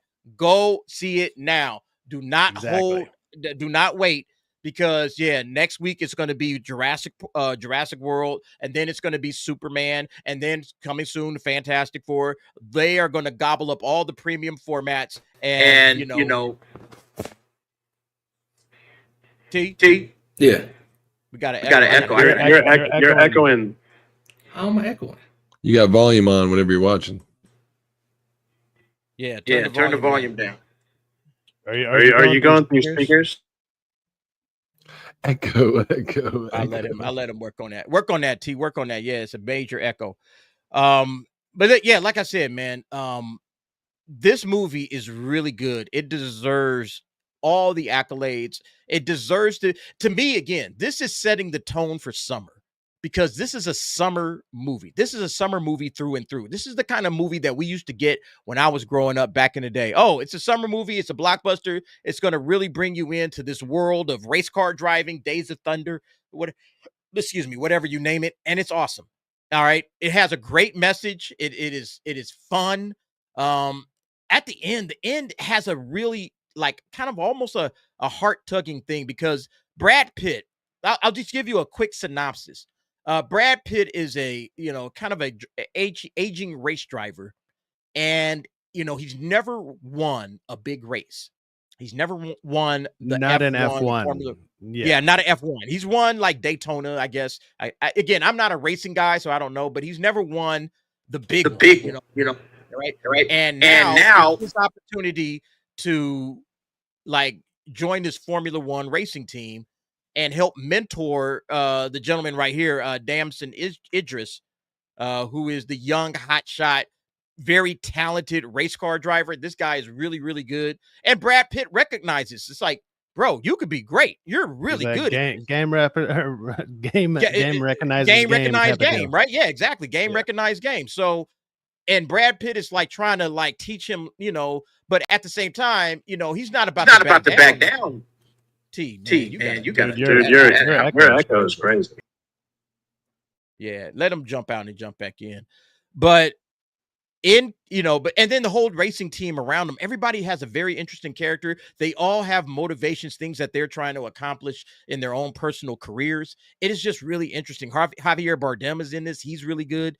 There's just so much greatness in this, and it's a long movie. I'm not going to lie. It's just kind of a longer movie. That was the only slight complaint, is at 2.5 hours. I was like, there might have been a way to shave a good 10, maybe 15 minutes out of it, but I still didn't mind it overall. Like it wasn't annoying, but I did notice it. I was like, it's not annoying, but I noticed it. I was like, this is a little long. I was like, where it's going, where it's going to end up. And it's like, maybe I don't know where you would cut it out, because it's like, I do like the scenes that are going on, right. Like, because they show so many racing scenes, and those are some of the best scenes. Nah, dude. Not good. John, mute him real quick. John Cuxack said if you put your Bluetooth, your Apple earbuds in, it might correct the problem. It says you got built-in speakers or some shit like that. Your Apple probably got built-in speakers. Oh, is that what it is? Yeah. Yeah, use the headsets, T. Yeah, for some reason it's not working. Well, let's see. But yeah, I think this is a really good movie. And fantastic. I hope the box office, whether it wins or loses in the box office, I hope this doesn't dissuade studios from making movies like this. I want this movie to win, man. I'm serious about this. I want this movie to win. I think it is, in my opinion, so far the best movie that I've seen this year. It's getting the year off to the best start, like the summer, I should say.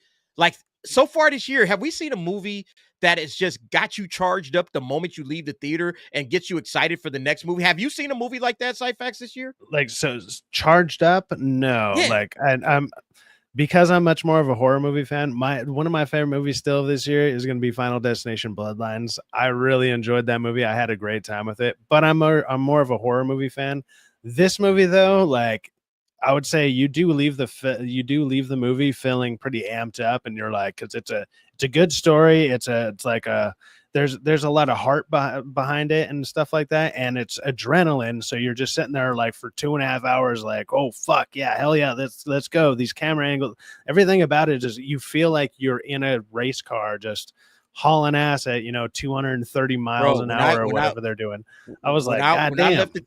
When I left the theater and I was driving, man, I had to settle down. I was like, bro, I'm ready to jump in the wheel. Dude, I have a Camaro, man. I was like, I'm about to get a ticket, dude. Like, like when I left the movie.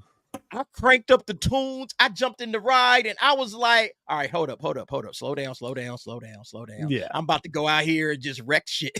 But that's the energy. You get that energy, that adrenaline rush. I was like, hell yeah, man. It's the exact way I felt about Top Gun Maverick when I walked up out of the theater at Top Gun Maverick. Man, I was charged up. I was like, yo, this is dope. I haven't seen, look, everybody be saying this about Warfare. I haven't seen Warfare. I really want to see Warfare. It wasn't like the energy I got when I was watching Minecraft D and I was taking popcorn and throwing all the place going fucking chicken jockey. And I was like, yeah, fuck that fucking food. Wait, what? You would say that shit about fucking Minecraft. He didn't even see. We didn't even see it. All right, T. Let's try it. Hold up, T. You ready? Yeah. All right. Yeah, better? We're not echoing. Yeah, we're not echoing now. Okay, so there it is. Thank you. I guess you just coming through the loudspeakers over there. But I don't know, T. F1. Is this one on your radar? No, man. I mean, I'm glad you guys enjoyed it. Sounds like another typical Hollywood trope. Got one more spin to come out there and win one for the Gipper. I don't like those stories, man. But I mean, I like Brad Pitt as an actor, man, and I like the young kid. So I'll check it out, man. I'll check it out. Yeah, man. If you like Top Gun Maverick, you'll like this movie. If you like, I haven't seen Top Gun Maverick, so. You want to see a really good film, T? And I'm not going to say this is Lord of the Rings and try to push you to something that you don't want to watch. If you want to watch a good film, when you get a chance, get Top Gun Maverick. All right? T ain't gonna watch the good movies. That's my suggestion to you. Watch Top Gun. T don't like good movies. Hey, I got a review coming out later on tonight about Super Mario Brothers, dude. I don't know what made me not watch that movie. That's a fucking phenomenal movie. Super Mario Brothers, that is a great movie, man. Oh, man, I thoroughly enjoyed that, man. I got a funny review. T be like 5 years late on shit. Hey, that Mario Brothers, man. I'm trying to get I'm trying to get Rockefeller to watch Tremors. That shit's like 30 years old, Like, oh yeah. He's like, I've never seen Tremors, and I'm like, dude, we watched Superman 78 or whatever, and he was like, I don't think I've actually seen this, and I was like, what is wrong with you? And then he was like, this movie's super based, and I'm like, you've never even seen this? What is happening right now? So. Dude, I must not have set my alarm clock. Whole thing to get Rockefeller to get caught up with some of these old awesome movies. FYI, I'm ending the poll, the worst MCU project. Ironheart 46%, She-Hulk 27%. So you guys go Ironheart, She-Hulk, Echo, and then Secret Invasion last. Wait a minute, y'all not counting Miss Marvel? Miss Marvel was, man, y'all are tripping, dude. Wait, Miss Marvel was awful. The problem with Miss Marvel is that nobody watched it. Like that, We can you only can't do even 4 judge on it the because poll, nobody P. watched it. We can only put 4 on the poll, and we came up with Ironheart's the worst. I was like, Those oh, are the no. 4 we We had, got yeah. Secret Invasion. We got fucking Echo. We got, who else did I say? Yeah, Agatha She-Hulk. All Along, She-Hulk. So we had more than 4, but we can only put 4 down. Yep. Now, look, I'm going to never watch Lord of the Rings. I'm letting you know right now. I'm never watching it. Never. Yeah, we understand you don't like good media. It's fine. Fighting side by side with I'm never watching that. It's whack. Uninteresting. It's great. It's one of the best movies of all time, if not the best movie of all time. What's man. the best trilogy? Hands down. Best trilogy, hands down. Slow down. You guys you're getting a little too comfortable here, right? We're shooting free throw. It's better. It's that or the original trilogy for Star Wars. And honestly, I tend to lean, as far as best trilogies ever, it's that or the OT and Star Wars. And I think I lean towards Lord of the Rings. Even as much as I'm a Star Wars fan, I lean more towards Lord of the Rings. I think Lord of the Rings is the best I will watch trilogy Lord of the Onion Rings before I watch that thing. Yeah. I'm not watching that. T is hopeless. T is hopeless. That's all we know. All right, let's get to these real quick. Draconis dropped another gifted membership. That makes 3 for the day. Shout out to you, Draconis. Thank you very much for helping out, keeping the channel going, keeping the lights on. I appreciate that. We also got Sean, the artist. He also drops $1.99. Says F1 joint Days of Thunder sequel is in the works. Yo, is that true? They're gonna do a Days of Thunder sequel with F1. So Tom Cruise and Brad Pitt. No, he's totally fucking. I think he's fucking around, but no, John, you might have came up with something. You might have came up with something hilarious, being joking around, John. Hey, you might have came up with something that's a good idea, joking around, but no, I think he's joking. That's actually a good idea. He's like, it's a rumor. I made it up, but it's a rumor I made up. Well, but Joseph Kosinski, who's directed both movies, he directed Top Gun Maverick, he directed F1. I mean, sit down and have a conversation. Hey, I've heard about Days of Thunder having a sequel. You know, on the heels of Top Gun Maverick doing well, I've heard Days of Thunder having a sequel. I'm down. I'm 100% down. Now, would they do it? What are they call it? Days of Lightning? You gonna have cars in it too? Lightning McQueen? What? Come on, man. What would you even do with Tom Cruise going up against Brad Pitt? The way the movie ends, F1, it kind of lends you to believe that Brad Pitt's character might be done with big racing. The way the movie ends, but you never know. All right. That would be interesting. I would not mind going to see this. I would absolutely. I think I would. Honestly, I would be very interested in watching this. And again, I'm not an F1 Formula One guy. I've never watched a race in my life, but after watching this movie, I'm more interested in it than ever. Dude, so Katie and Andy are big. See myself getting into. Katie and Andy hold my DualShock, right? They're big fans of that stuff. So I've been curious to hear what they have to think about it. I don't know if they've seen it yet. I'm assuming they did. They might be watching, but they actually watch it and they're very invested in it. So I've been wanting to hear from them because, like, I'm the same way. I've never watched any of them. I mean, I think it's dope doing crazy tracks like that at freaking 200 something miles an hour. It's insane. It sounds freaking crazy. I mean, I think the fastest I've ever gone in one of my cars was like 140. And I was like, "Holy shit, man!" You're about to die. I was moving. I was moving. You know, like. Yo, yeah. So if he said he wants to do it, I don't see any reason not to do. You know, isn't it funny? We were talking about masculinity, and we were talking about that with Pedro Pascal, and then F1, probably the most masculine movie you'll watch this year. You'll never watch a movie more masculine than some fucking race car drivers driving 200 miles an hour. You know, on a racetrack, it's just, and everybody's competing, and it's hyper energy, super competitive. Just the adrenaline, you could just feel it, man. You could it was such a charge going to watch this movie, man. I loved it. I loved every second of it. I hope it does leg it out and does well in the box office. You know, I really do. Now, another movie that dropped this weekend, it didn't do so well in the box office, and that's good old M3GAN 2.0, which I thought was the first M3GAN. Did you guys see the first M3GAN? T, did you watch the first M3GAN? No. T don't watch movies. Sci-Fax, you watched the first M3GAN, right? Oh yeah. I'm a horror movie fan. I'll watch any horror movie, even if they're bad. This one was a January drop, which January for horror movies is where horror movies go to get just offloaded. If you know anything about January and horror movies, that's if you see a horror movie in January, you just know it's not going to be good. M3GAN was a surprise because it actually wasn't that bad. The biggest problem with it is it wasn't R-rated. Like they should have went R-rated with it. And I will say this even for the second one, because I'm probably the only person here on the panel that saw the second one. They should have done an R-rated version. Like it needs to be R-rated. Like go ahead and show the brutality of what's going on. I don't like when it just cuts to like shadows and it's just like it's implied violence. It doesn't have the same effect. And it makes the experience a lot weaker. I know they tend to release R-rated versions. Sure. But is that really what hurt it though? Is that the reason why nobody went? No. Oh no. Nobody knows what this movie's about. Plenty of other problems, but we'll get into them if you want to read the article. Well, no, I mean, because I haven't seen the movie. You have, without spoiling it. Because look, let me say this. Huh? Box office, going to the box office, or excuse me, opening weekend box office is about trailers. It's about posters. It's about clips. It's about what people think the movie is. That's what opening weekend box office is all about. Second weekend, third weekend, fourth, that's all word of mouth. All right. So that's about what the movie is about.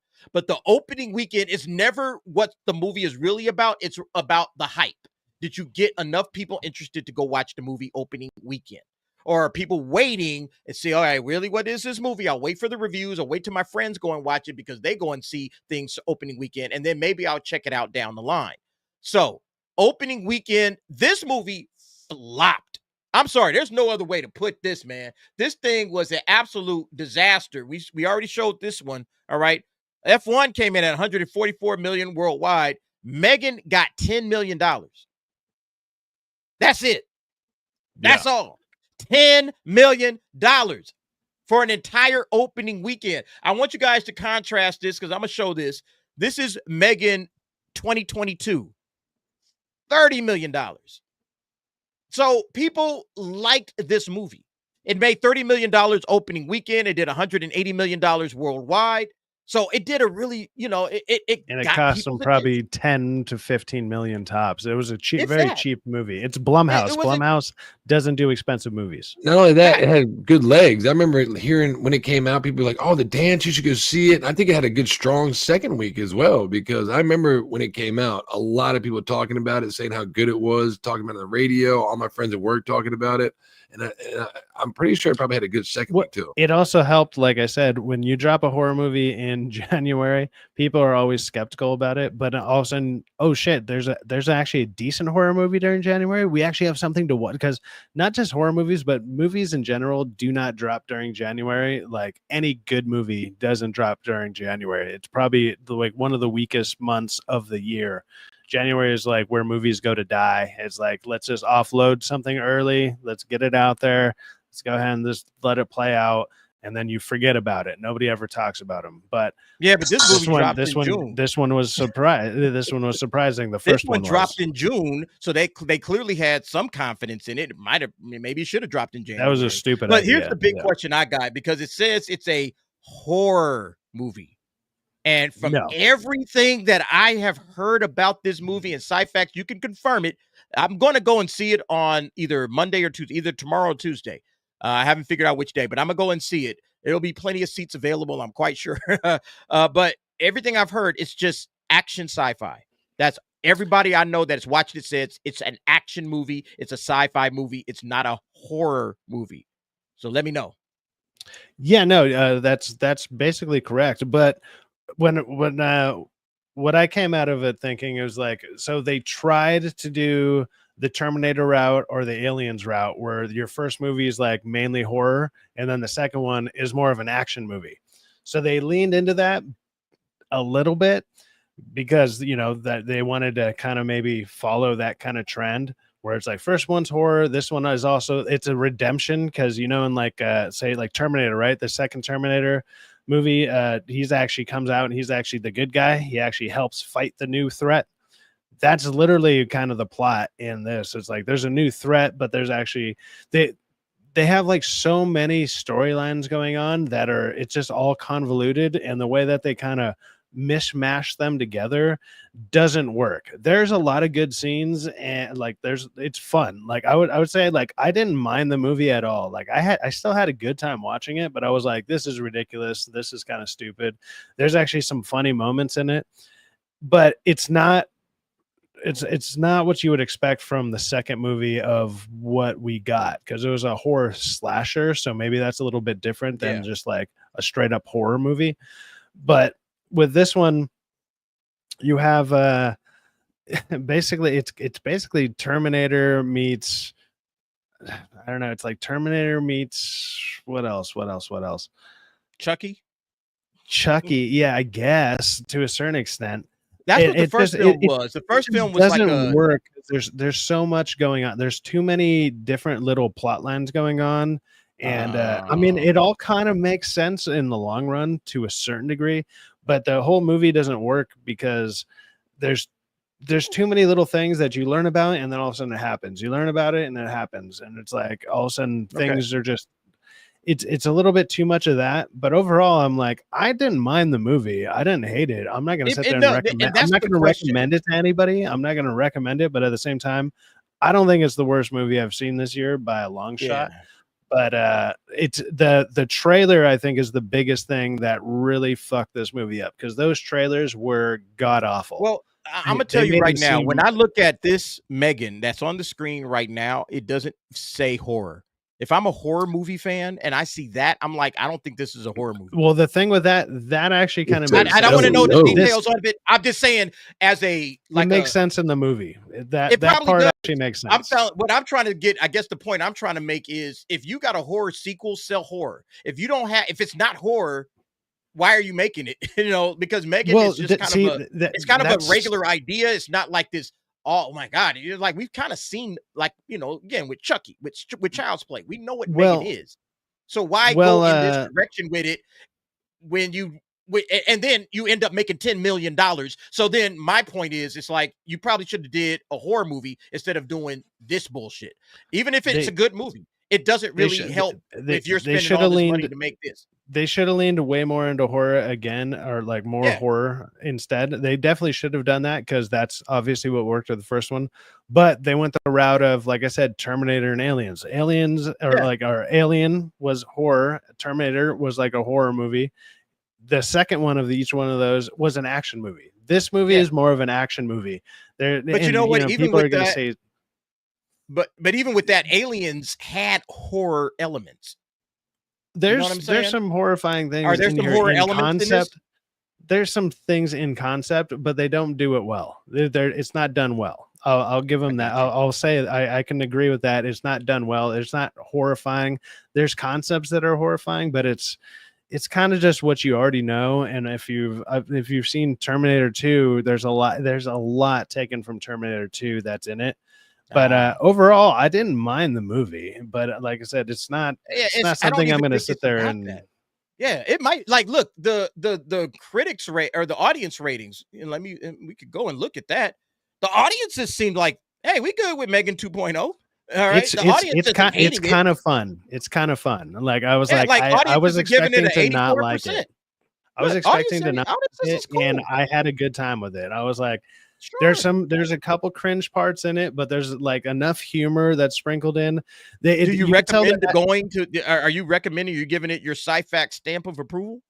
No. I wouldn't recommend going to see it in theater. Oh, okay. You can wait. You can wait. But I mean, look, if you haven't, or if you've already seen F1, go see M3GAN. You probably might actually have a good time with it. But if you haven't seen F1, go see F1. You got F1 right now. Next week you got Jurassic Park. I would go. I would say Jurassic Park or Jurassic World would be better than M3GAN for next week if you haven't. If you're a moviegoer, you can totally skip M3GAN and just wait for it to come on streaming. But when you do see it, you'll probably actually have a good time with it overall. But those trailers aren't selling. Hey, do you have a review coming up on this? I will be reviewing this one next. Because my back's been so screwed up, it's hard for me to sit for long periods of time. That's why I keep turning my camera off and walking around. I'm trying to get right. Thank you for being here. Appreciate it. Yo, I guess again, going back to the point of all of this is, if you're going to make a horror movie sequel, make a horror movie sequel. Make a sequel to a horror movie and make it horror. Don't make sci-fi. Don't make action adventure. Like I put this in when I was discussing this. Even Wikipedia calls it a science fiction action film. They're calling it a sci-fi action film. That's correct. And so clearly it's what it is. And it's like, okay, I saw the same thing with Happy Death Day. Happy Death Day went from like slasher, like interesting Groundhog's Day slasher movie, right, to time travel. Like, wait, whoa. Like they almost tried to explain the ridiculousness, and it's like, no, leave the ridiculousness there, and then also just give us the slasher film. Like, if I want sci-fi action, I'm coming to see Stallone. Right? That's why they got this thing highlighted with Stallone. If you're thinking action, that's what you're thinking of. So it doesn't make any sense to me why they went in that direction. I just thought it was stupid. You know, it's like, again, Happy Death Day. I mean, same shit. It's like it's a little too cheesy, and action, like the action is cheesy, but also sometimes kind of works.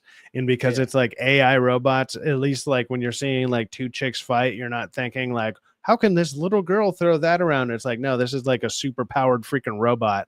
Like, right? Yeah, that at least it makes sense in the context of what you're watching. So stuff like that isn't annoying.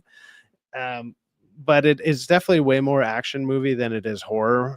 I fucking dare this fucking conversation to be fucking interesting. This is the most fucking boring fucking conversation about a fucking piece of shit fucking movie. You can't even talk about Lord of the Rings. What are you talking about? Man, I would rather fucking watch Lord of the Rings than fucking talk about this fucking robot that don't mean shit.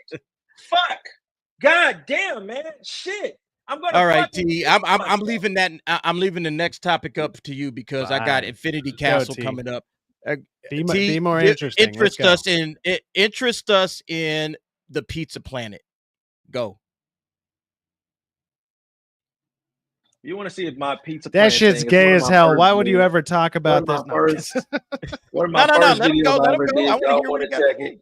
One of my first videos I ever did is pretty interesting, man. When you realize you're on a pizza planet, you're really on a prison planet. You know, I don't think dinosaurs ever existed, so I'm not really interested in Jurassic Park and none of that shit. I just wanted to make sure the crowd was woken up because we were talking about a fucking doll that wasn't doing shit. Nobody gives a shit about. Obviously, nobody went to the movie theater to go see a goddamn fucking doll that they don't give a shit about. You know what I mean? I mean, like, with the dog, you can't talk about sex with the fucking doll. You can't talk about shit. You can't. Fucking Raggedy Ann and fucking Raggedy Andy fucking doll and shit. It's fucking Small Wonder fucking meets crack, apparently. But hey, Pizza Planet, check it out, man. Nos Confundum. It's pretty interesting, cool story, man. The guy behind me, hey man, that's a cool, good-looking guy. You better, hey, he's got some good relationship advice that I'm gonna start doing for y'all, man. But hey, see how that was an interesting fucking story? It wasn't about a fucking doll that fucking talks about what the fuck. Nobody gives a fuck. Well, we were talking about. You weren't following, maybe, but we were talking about why do Hollywood, at least the conversation I was trying to have is why do great Hollywood movies that the first edition of the movie is great, they made a lot of money, did really well. Second one bombed out of control. Does anybody have any reasons as to why that happened? And I tried to dig into that. We started discussing the movie itself, but the movie really in and of itself doesn't have anything to do with it because it's all about the hype that you're building before the movie drops. You know, are you building up hype in the right way? Does Hollywood understand marketing anymore? You know, do people understand how to market movies? These are the conversations. If you was listening to the conversation, you probably could have interjected and said, No. Let me say this. If you listening and you following, I'm not just talking about you. I'm talking about everybody else. You're probably trying to put it together. Hey, how come Hollywood can't market movies anymore? And then we could dive into other ones like, yo, they really ain't marketing Superman anymore, or at least well. So how come Superman is not like what's going on with the marketing there? What's going on with the marketing of this movie or that movie? Like we could drag it into the marketing part because that's honestly the conversation that I'm trying to have. And then we can talk about, well, is M3GAN a good this movie needed to come out in October. This movie needed to come out more like you lending something like to the conversation. Well, thank you for lending something to the conversation. No problem, dude. You know what, D? They should have brought the movie out at a different time of the year. Then we're engaging in the actual topic of conversation and not just movie come out right now. That's what I said. I asked that question. Problem right That's at the question that everybody. Why didn't they bring it out in December? Syfax brought that up. He said this is probably more of a December movie. But you sitting out here shitting on our talk in our conversation instead of injecting yourself into it and saying, "Hey, D, I got a different take. I think they should have brought this movie out in October because it's a horror movie." Or D, they should have brought this movie out because it's a January movie. That would have been a conversation instead of just saying everybody's bored. I would have had this one competing against Final Destination, to be quite honest with you. I would have had it in that little, if I'm going to put it out, it does not belong. Yeah. There are too many air quote unquote quality movies coming out around this time because they're competing for dollars. And Hollywood does not understand this is not 2019. You cannot compete against each other. You got lucky with fucking Barbenheimer. You got lucky, but not now, man. Look, the word of mouth is going to be spread about Jurassic Park, just like the word of mouth is going to be spread about any of the. How come How to Train Your Dragon is probably number 2 this weekend, right? What number was it? Not good. It's falling fast. It's falling fast. It's behind. Yeah, we're gonna get to the box office breakdown, but yeah, How to Train Your Dragon. I was like, this ain't a good look for How to Train Your Dragon. I don't want to go to the theaters and go see it, man. I'm sorry. I don't want to, even if it was released in January or October. I'm not recommending it either. Like, you understand that, right? I would say, though, it would have done better if they released in something like freaking January, because the first one released in January because there was nothing around it. And it's like, holy crap, this isn't that bad for a January movie. That would have worked. Right. Or like you were saying, maybe more towards Halloween or something. More money then. Yeah. Go ahead. I can agree with that. I said this the other night. This is what Hollywood is totally, they delusional with their marketing, dude. There's better product online on these streaming platforms than what they put in the theaters. And nobody say, why would I want to go watch that when I can go watch something else on my streaming networks that doesn't cost me what I'm having to pay for the movie theater? I got my own popcorn at home. It's what you guys were saying the other night. Why do I want to go see? I'll just wait for that to come out on my home theater. And if I want to get around to it, I'm not interested in it. There's not a must see. What is there a must see? You think Jurassic World is a must see? I don't think it's necessarily a must see, but again, if you go back, this is a movie right here, $180 million in the box office, probably cost $10 million to make this thing. And they dropped it in January of 23 and it made $180 million. So you took 10 million and you turned it into $180 million. Hey, that's solid. That's solid. Any studio would take that. So and now you're trying to do this. Use a condom on me. First you pause. First you use a condom on me, and now you're trying to go raw dog on me, and you're mad that I don't want to have sex. Look, Sade said it best. It's never as good as the first time. Never as good as the first time. There you go. But I think they messed up on the number one, the type of movie they made, the release time, because dropping it in the middle of summer was stupid. And then the marketing itself really didn't sell it as a horror movie. Everybody said, oh, this ain't a horror movie. And they dipped out. And this thing only makes $10 million opening weekend. So Hollywood, learn your lessons, okay? Go back to what you used to do, all right? Which is making good movies, marketing them correctly, and not shitting on your audience, because sounds like they didn't really give a damn about the audience. M3GAN is popular, too, which is crazy. M3GAN is popular at the Universal Horror Nights, like those Halloween horror nights at Universal. M3GAN is extraordinarily popular. That dance, but yeah, it's stupid. I think it's stupid. But guess what? You getting the kids in, and the kids will be like, yo, I like M3GAN. M3GAN is dope. And so it's like, how did you fail hard like this, Hollywood? Will Hollywood learn? Probably not. Probably not. That's just they won't learn at all. They won't learn shit. No. Bad time. All right, now we about to get to T's favorite topic. Sydney Sweeney. Is it dinosaurs? Nope. We got a new trailer that just dropped. Let me remove this. We got a trailer that just... Is this honey? Or what? Like, is this that like a deer honey or whatever it's called? Nah. This is Demon Slayer Infinity Castle. Oh. Okay. Some anime for your ass. Let's go ahead and check it out. Brand new trailer just dropped. Here we go.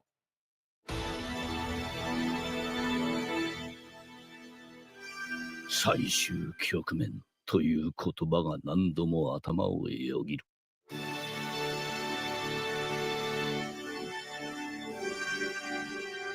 この長い戦いが今夜終わるかもしれない。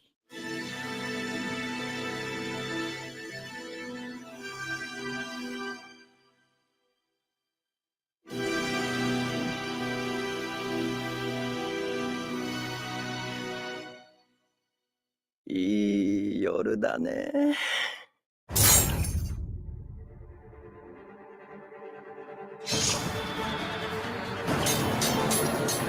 久しぶりだな、善逸。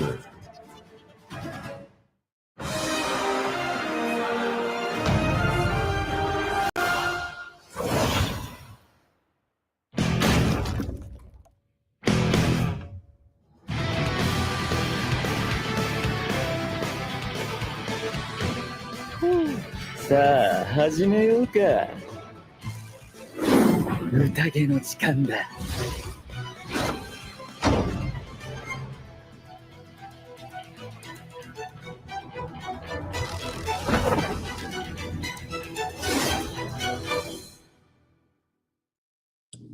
Listen. Wait a minute. You just showed that. You did all that to tell me how to order fucking Tiger rolls and California rolls.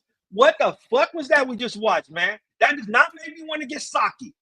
Pause. Like, to be fair, that's not one of my favorite anime trailers I've ever seen. That was kind of an awesome anime trailer. What are y'all talking about? So it's coming out now. I'm confused on the date because I thought it was coming out in September, but then they showed July. Is that the Japan release?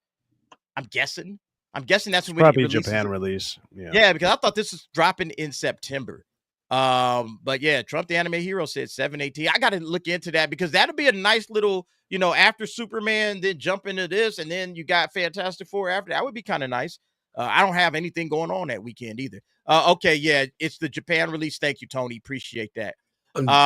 Look, man, I'm a Demon Slayer fan. All right, you see the guys. Look, where am I? Let me. Can I be the first one to say it? You see the boys behind me. All right. You see the boys behind me. This is my shit, all right? And Nezuko is right there, too, all right? I'm a Demon Slayer guy. I love Demon Slayer. I'm looking forward to this. A lot of people are looking forward to this. This is going to be one of the bigger and more important movies for anime this year. Why? Is there an English version? It's probably going to be an English version. Yeah, there'll be an English version. I hate. I'll be the first person to say it because I'm a fan of all this shit, but I hate when I have to fucking read subtitles. Rockefeller, you could just say you don't know how to read, brother. It's okay. No, I can't read fast enough to keep up with the fucking. Sometimes there's emotion going on. It's just like dub is always better, but yeah, dubbing is way better. When I play, just like Black Myth Wukong, I was playing earlier. I'm sorry. Sub is better. I want to hear the acting and not have to be reading the whole fucking time. I'd rather read the book, So.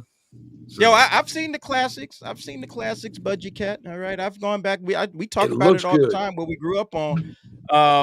Again, I'm into all anime right now. Anime is honestly the only thing that's being done of quality. Right this now. Made how much money? What? This made $500 million? Oh no, I can't see what you're looking at, T. But I'm looking at the chat, man. Okay. $500 million. Is that what this thing is going to make? I don't know. I don't have a clue. It might. It's going to do big numbers all over the world. Demon Slayer is huge. It's the biggest anime right now going, bar none. Not even close. Well, Demon Slayer, Demon Slayer, the manga books constantly do like over 1 billion, like almost per book. Like it makes stupid amounts of money on the manga. Like that, it's just one of the highest selling manga, like Demon Slayer. I've tried to watch it. I got like, I don't know, I've gotten decently far into it. And then I tried to watch one of the movies, but the movie was probably 200 episodes past wherever the hell I was at in the show. And I was like, I don't know what the hell's going on. And it was just all, I was like, I don't know. I was like, I don't know what the hell's going on. So like, I was even confused. It's wait a minute. Ain't no way y'all watching that much stuff and don't know Japanese. I'm taking y'all, order food from me. Hey, I'm learning Japanese right now. I'm actually learning Japanese, bro. I'm learning it. I'm taking not lessons, but I'm doing my own self-study, trying to teach myself Japanese, man. I listen, it is a great culture. Anime culture is awesome. I'm going to be at Anime Expo this coming week on the weekend. So if you guys are at Anime Expo, come hang out with us. We're going to be there. We're going to be at Anime Matsuri the following week. So we got 2 anime conventions back-to-back weeks. Anime is where it's at, man. You better get on board, bro. This is what I'm talking about, man. This is what I'm talking about. This is the problem, dude. This is the problem. Y'all like mid stuff. That's why y'all like mid fucking Sydney Sweeney and all this fucking mid-tier shit that y'all like. This is not even fucking mid. This is do you think that sold me, that fucking trailer? You realize like nobody believes you in anything. Mid. Like you don't even like the top tier thing out there, which is Lord of the Rings. Not top tier. I'm not trying to sell you. What? You haven't watched Lord of the Rings. It's hard to sell you on shit. I'm not going to watch you on that. I'm a Hobbit guy. Lord of the Rings is like you're fine with your mid tier to low tier stuff. We've seen it. We've literally seen it on screen. But you know, you do you. Hey, the Hobbit cartoon. It's all good. The Hobbit cartoon is one of the greatest ring stories ever. I love that cartoon. That's an old school cartoon that I like. But I'm not trying to watch what they got on fucking the screen about fucking 3 fucking movies talking about Lord of the fucking Rings. Stop it, man. Stop it. Cut it out. Jeez, oh my God. Do I like wait. 13 King, do you like Yu Yu Hakusho? Hold on a second. And I don't want Chad to think I was shitting on any language or nothing. I don't personally know the language. What I was saying was I prefer to watch it in my native tongue because that's what I know. So when I'm trying to like watch something else, be like, okay, let me read this fucking word, that word, this word. That's all I was saying. I was trying to get them all, right? I couldn't get your Yusuke Urameshi, all right? I couldn't get him. But I was in Japan. I was looking for these dudes. I was looking for them, and I couldn't get them. But I got these 2. I got Akurabara and Hiei. If I can get Yusuke when I go back the next time, I'm getting them. But yeah, 13 King style, that is like one of my favorite animes of all time. Yu Yu Hakusho, it created the tournament arc. All right. Anybody that's ever watched Dragon Ball knows about the tournament arc. All right. They know what the tournament arc is. Yu Yu Hakusho created the tournament arc. It is the originator of the tournament arc with the Dark Tournament.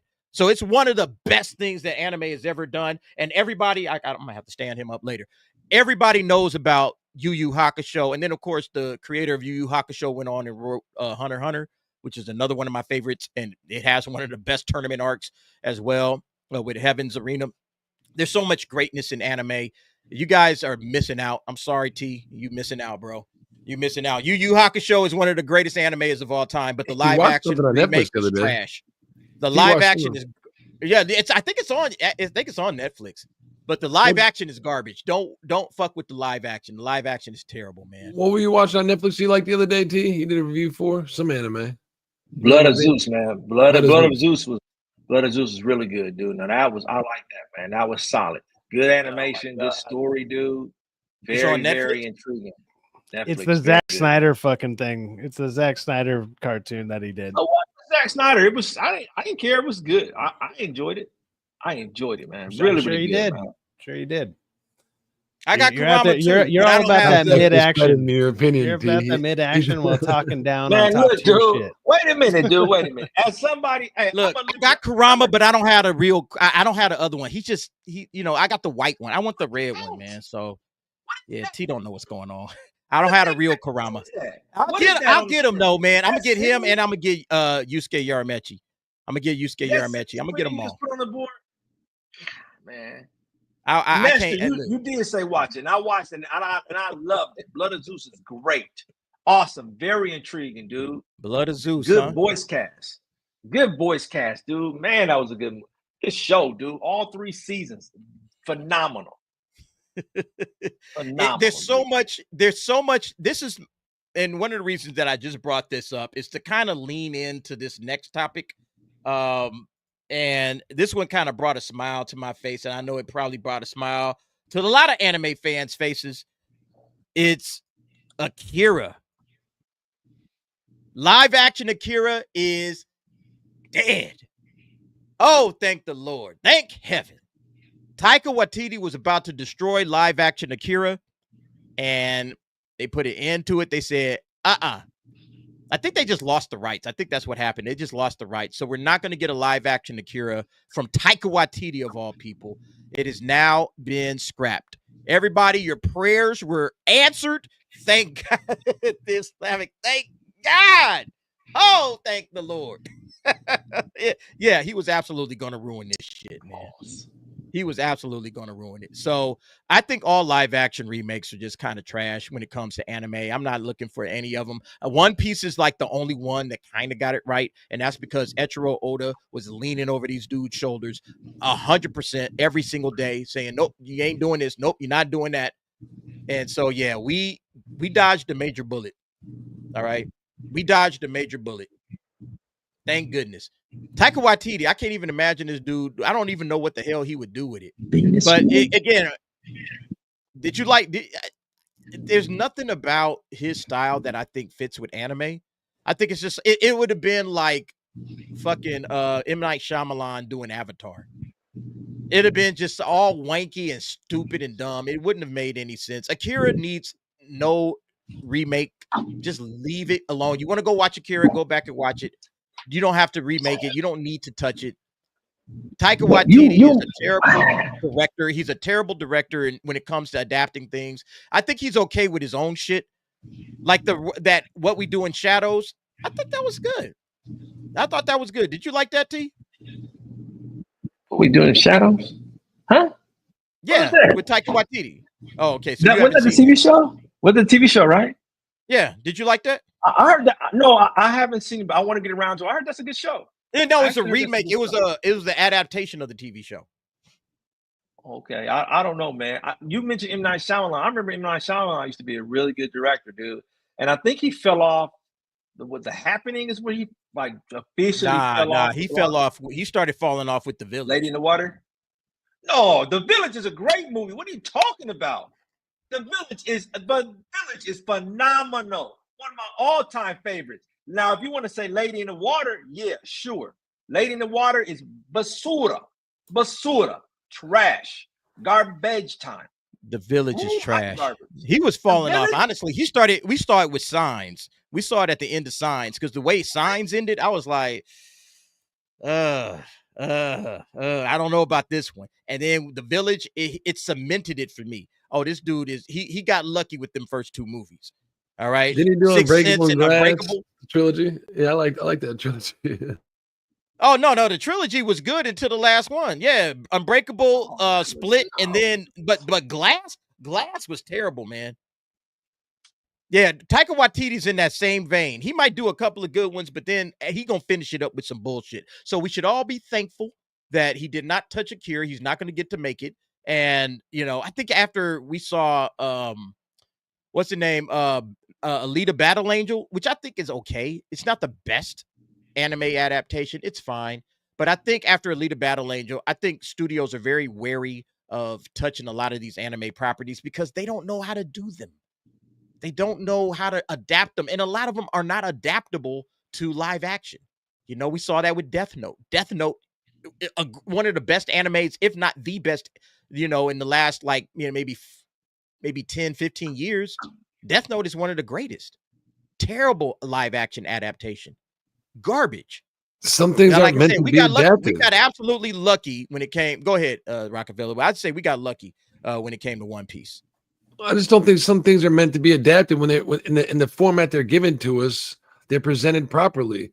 For example, God of War 2018, the greatest of all time. Now, I'm not saying that. That's what is voted. If you played God of War 2018, where he's the father-son dynamic, you probably saw him playing on Father's Day. There's no need to remake this in live action. That is, it was a live action role playing with a CGI character. It was real people. It's in the best format presented possible. It's got the best music. It's the directors. They're like, Amazon's like, well, we should buy it and just try to make money off it and bastardize it. It's already at the. Well, they need content. They need content. That's what they was going. So if some of these games you get when they're reproducing and these other like comic books that you're reproducing is like they're already presented in the best format, the proper format they're supposed to be presented, and then when you get these live action remakes, it's just an attempt for somebody to try to garnish views and money. Like T said, they need fucking content. We don't need it. We already got the best format given to us. So you remember as kids there'd be some kind of mini series. There'd be something to make you be glued to the TV to say, hey man, I have to watch this. And it'd be a series of nights, right? D, when we were growing up, what it was, V. Remember V? And before that was Roots. Hey man, you better. And before that, it was Shogun. Shogun, hey, you had to sit there. It was a 5-night event.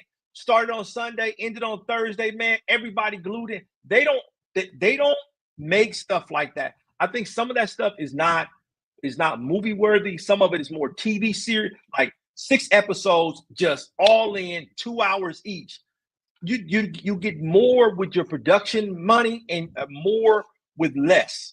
And I don't think that they're willing to do that, man. If you do, hey man, you got to watch it tonight.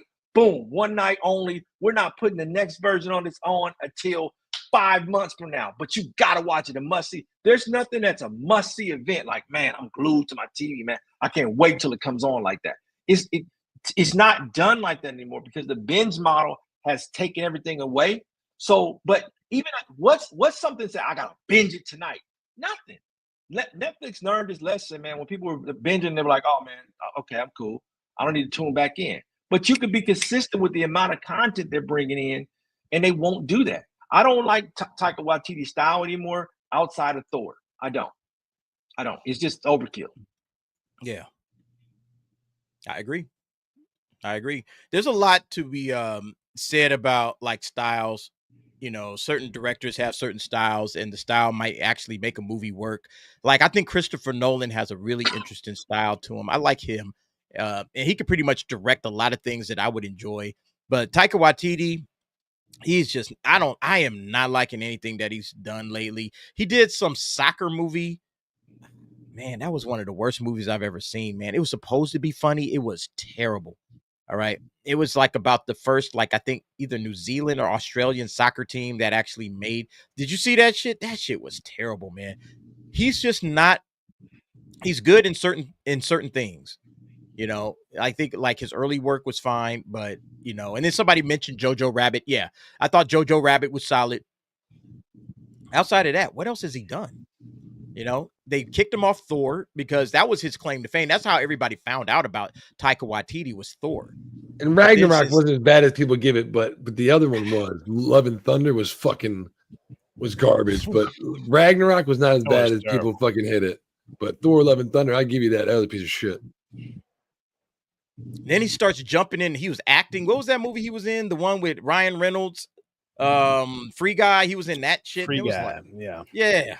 Green Lantern. Like guy. Yeah, he was in there as an actor. He was also in Suicide Squad. He was the OG rat catcher. In Suicide Squad, he was in that. He just jumps into random movies and starts acting, and it's like, all right, bro. Yeah, I mean, in terms of actually being a great film director, I think his time has passed. He just ain't got it no more. All right, let me switch it up. We're going to talk about the box office to wrap things up. Thank you, everybody, for rocking it out on the DA's office. We are at weekend 26, halfway through the year, y'all. Can y'all believe it? We are halfway done with 2025. We got another 26 weekends to go.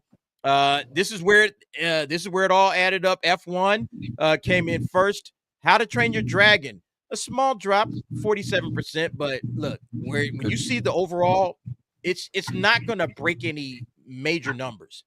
It's just going to be a run-of-the-mill kind of, all right, kids adaptation or whatever. LEO is stinking up the joint. All right, only 10 million. M3GAN comes in fourth place. place for the week on a brand new release. That's terrible.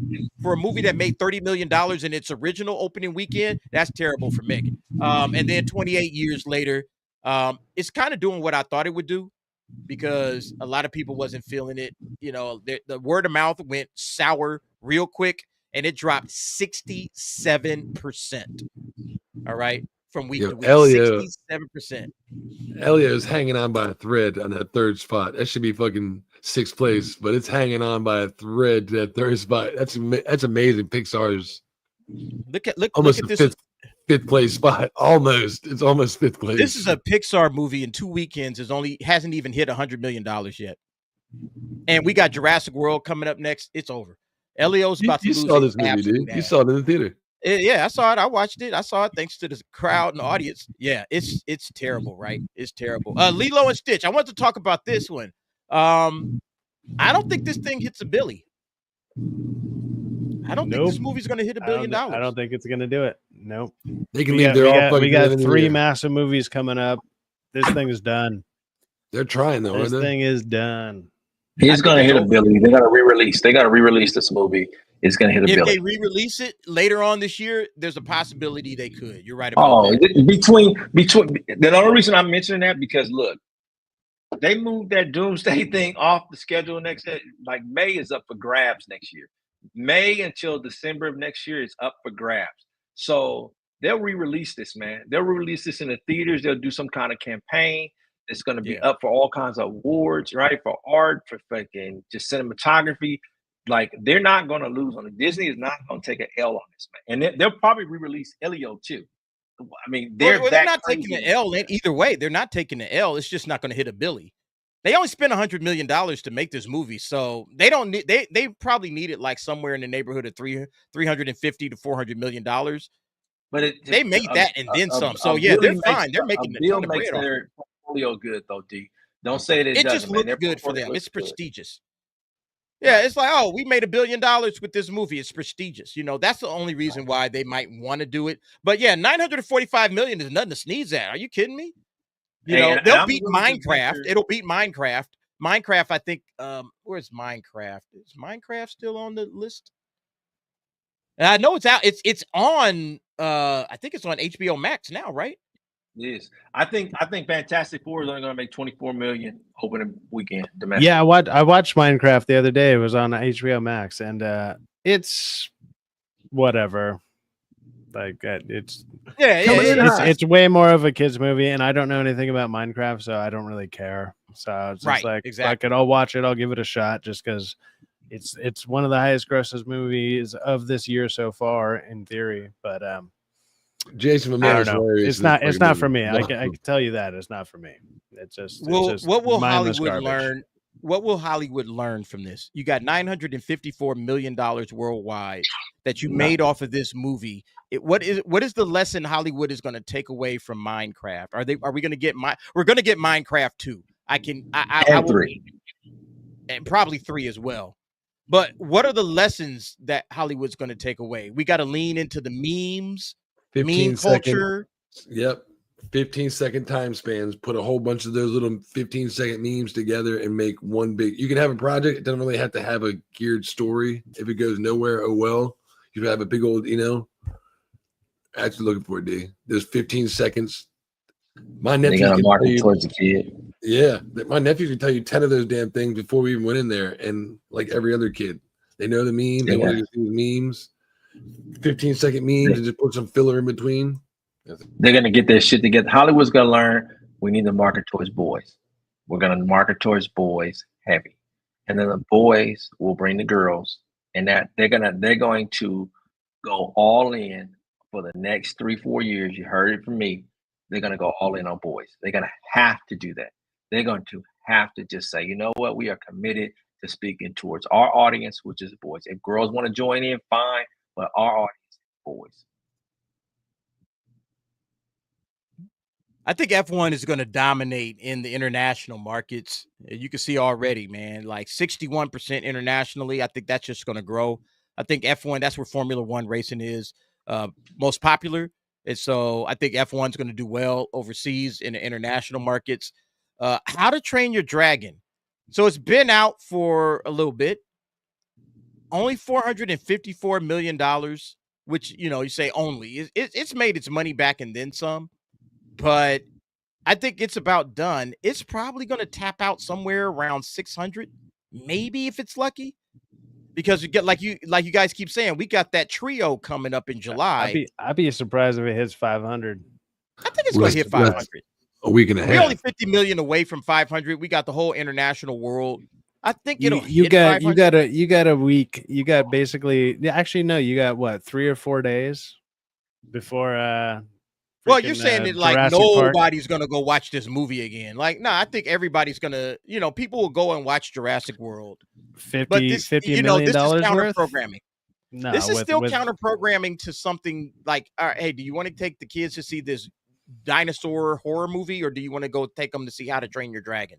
Some people will still go and see it. I think 500 is safe. I don't know about 600 is probably the ceiling for a movie like this, which again is still making money. You know, it did its job. Its job was to sell Epic Universe. That's what this whole movie was made for. So that people would go to Epic Universe because they got a How to Train Your Dragon world out there at Epic Universe. That cross promotion is vital to some of those theme parks. So yeah, it's going to make its money. It made its money, and then it's going to make money out there at How to Train Your Dragon world or whatever it's called. I don't know, the Isle of Burke, whatever they call it out there. It's going to make some money out there. But I don't think it gets above $600 million. I think as far as a movie is concerned, it's pretty much, this is, you know, it's top end, and now it's kind of on the way. It's on the down slope from here. But yeah, I still don't say it passes 500. You don't? Okay. Hey, fair enough. Fair enough. We got too many big movies in the next 2 weeks, and they're going to take over all the big screens to see it. Like, so unless you want to see the worst, like the lowest quality version of it that theaters give for cheap tickets, sure, but that also means it's costing you less, and there's going to be less people going for cheaper. Like, you're not. I could be wrong. Yeah, I can absolutely be wrong. That's just what I think. The top end is 600 million. I don't think it gets beyond that. You know, it may crash in somewhere around 550, but I think it gets to 500 for sure. It just depends on, you know, how much beyond that it gets is a good question. But yeah, M3GAN 2.0, massive failure. Massive failure. $17 million worldwide. And like you said, Cyfax, we coming into this trio of big movies. You know, a couple of people will, you know, hey, let's go check out M3GAN. It'll still make no one's going to see this. Even on the opening day, I was in a row, and I took the second seat over, and in an empty row, and then I was like, they might fill up by the time I get there. It didn't. I was the only person in my row for like a 20-seat row. There was maybe 30 some odd people, but I mean, these are 20-seat rows, you know. So when you spread it out towards A through freaking K or whatever the freaking last letter is on that on your board there to go see this movie, there wasn't a lot of people there on the opening night. I mean, I had a whole row to myself. I could have just lifted all the armrests and laid down if I wanted to watch the damn thing. So yeah, nobody was there. I mean, I can give you that. I'll say I don't think the movie is that bad. I mean, also, I will also say this: I don't recommend going to see it, but if you catch it on your television sometime later or on one of your apps later, whatever one it comes out on. It's not the worst movie out there. You might have a decent time with it, but I want to go pay money for it.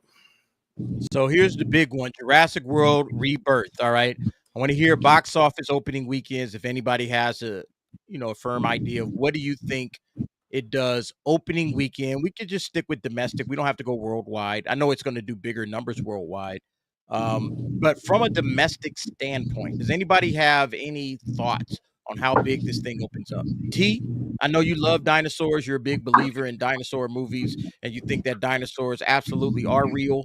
What do you think when it comes to this?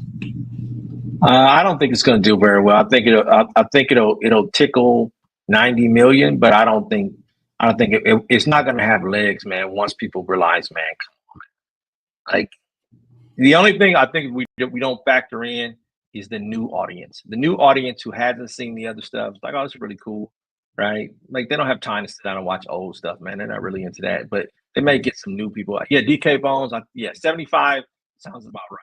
75. Now, remember, this drops on July 2nd, which is Wednesday. So we got a 5-day run. It's going to drop on Wednesday. Then you got Thursday, Friday, Saturday, and then Sunday. So you're going to have a 5-day weekend. 130 to 150 is, okay. That's pretty good. All things considered. You know what I think, D? I think what's happening is, but I think Foundation starts too. Gotta watch that on Apple TV. Oh my gosh, Foundation is really good. But there's not a lot of stuff that's going to be on. Like, there's no new stuff really dropping streaming that I know of that's being real competitive with the actual theaters on that weekend. So, people are looking for stuff to watch. They're going to be outside. They're going to be outdoor, and they want to stream. I mean, they don't really want to be inside of a theater for 2.5 hours to watch a whack movie. Not at all. Yep.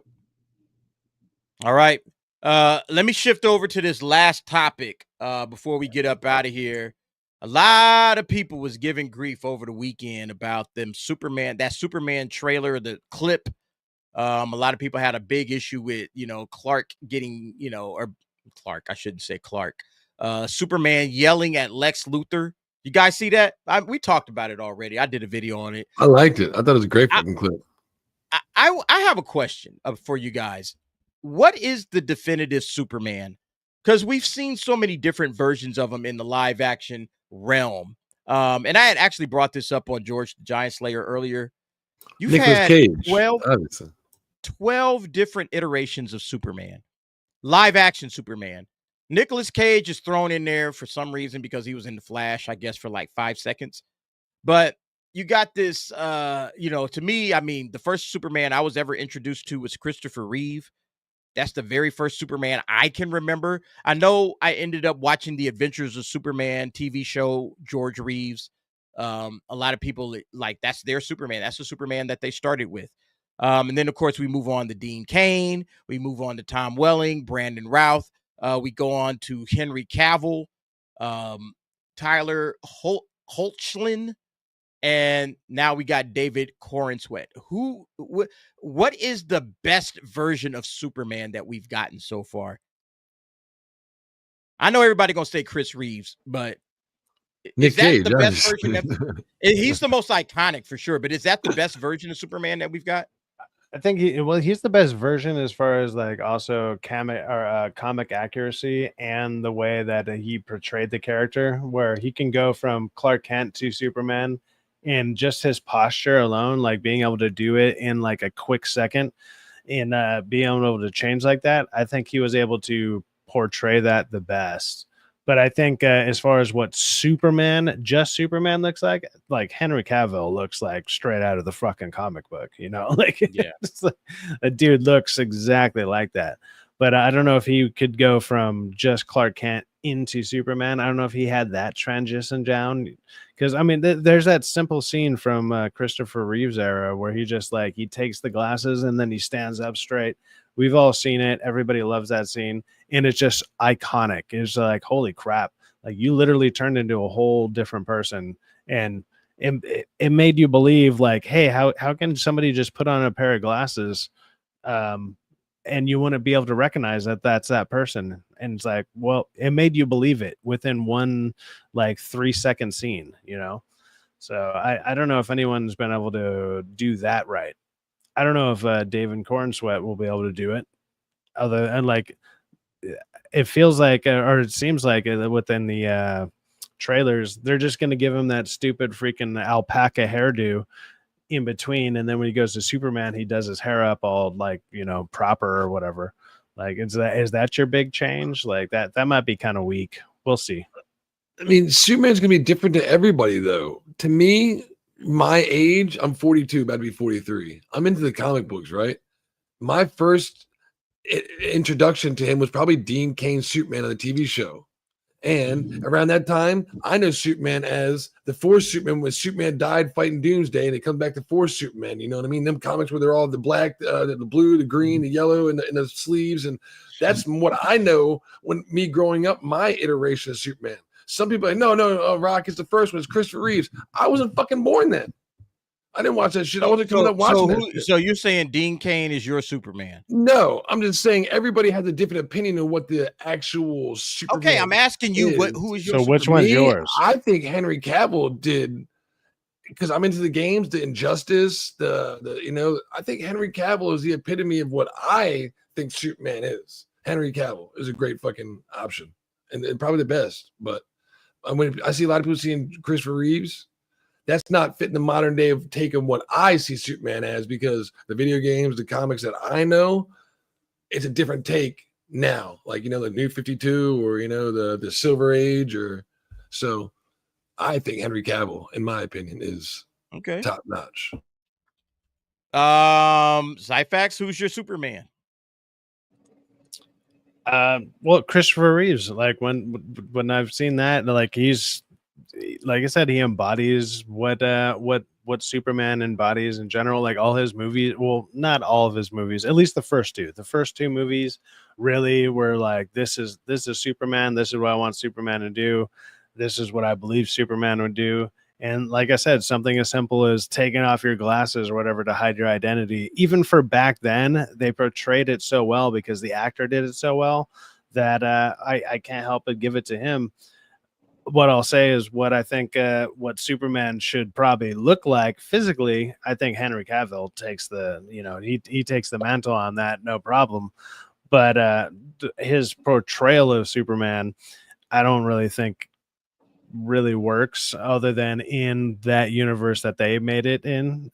But okay. Yeah, I mean he's good, but I would say Christopher Reeve just knocks out of the park. And I grew up watching like how he, like Rockefeller said, Dean Cain. Like I watched a bunch of Dean Cain.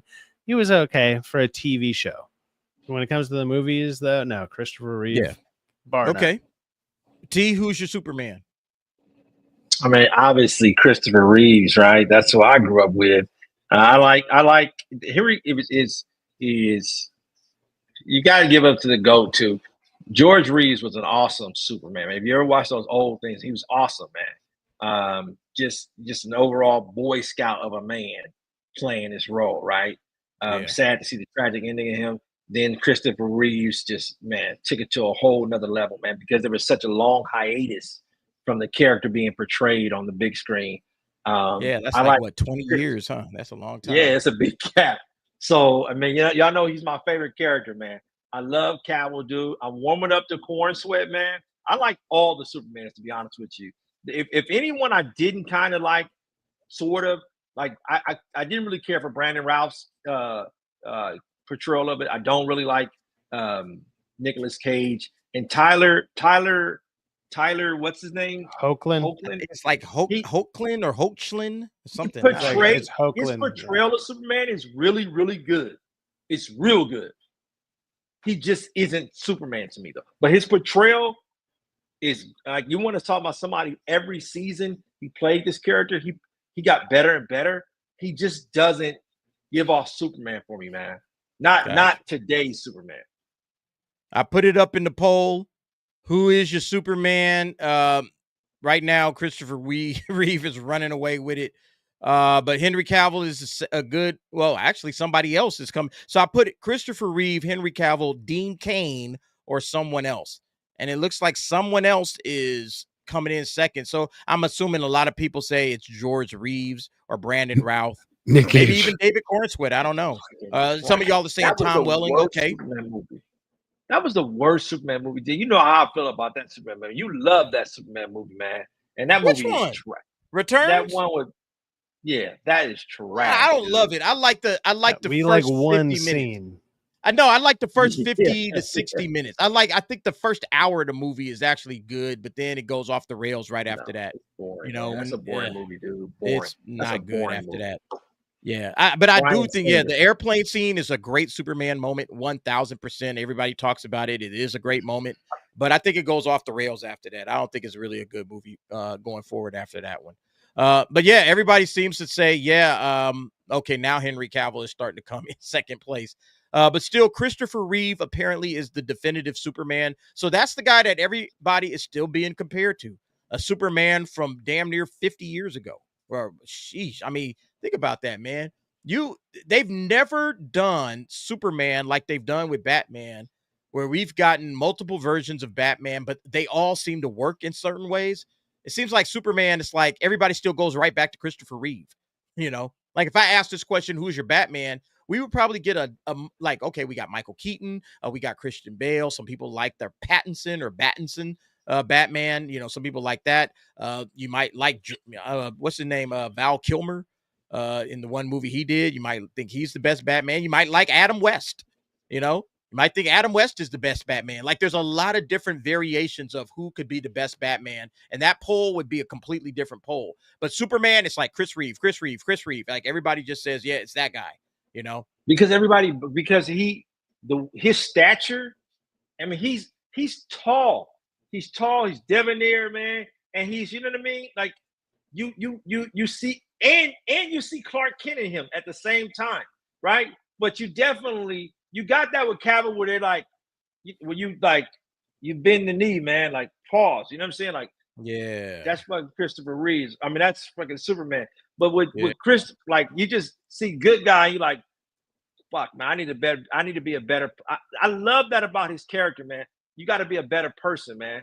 You know, not a better alien, a better person overall, man. He just represents everything that could be good in somebody, right? Just live your life with integrity. Be the best version of yourself, man. You're not always going to get it right, but you don't always have to get it wrong, man. And I think if anybody can really who embodies that the most that's Christopher Reeves. Brandon Routh thing, he did not.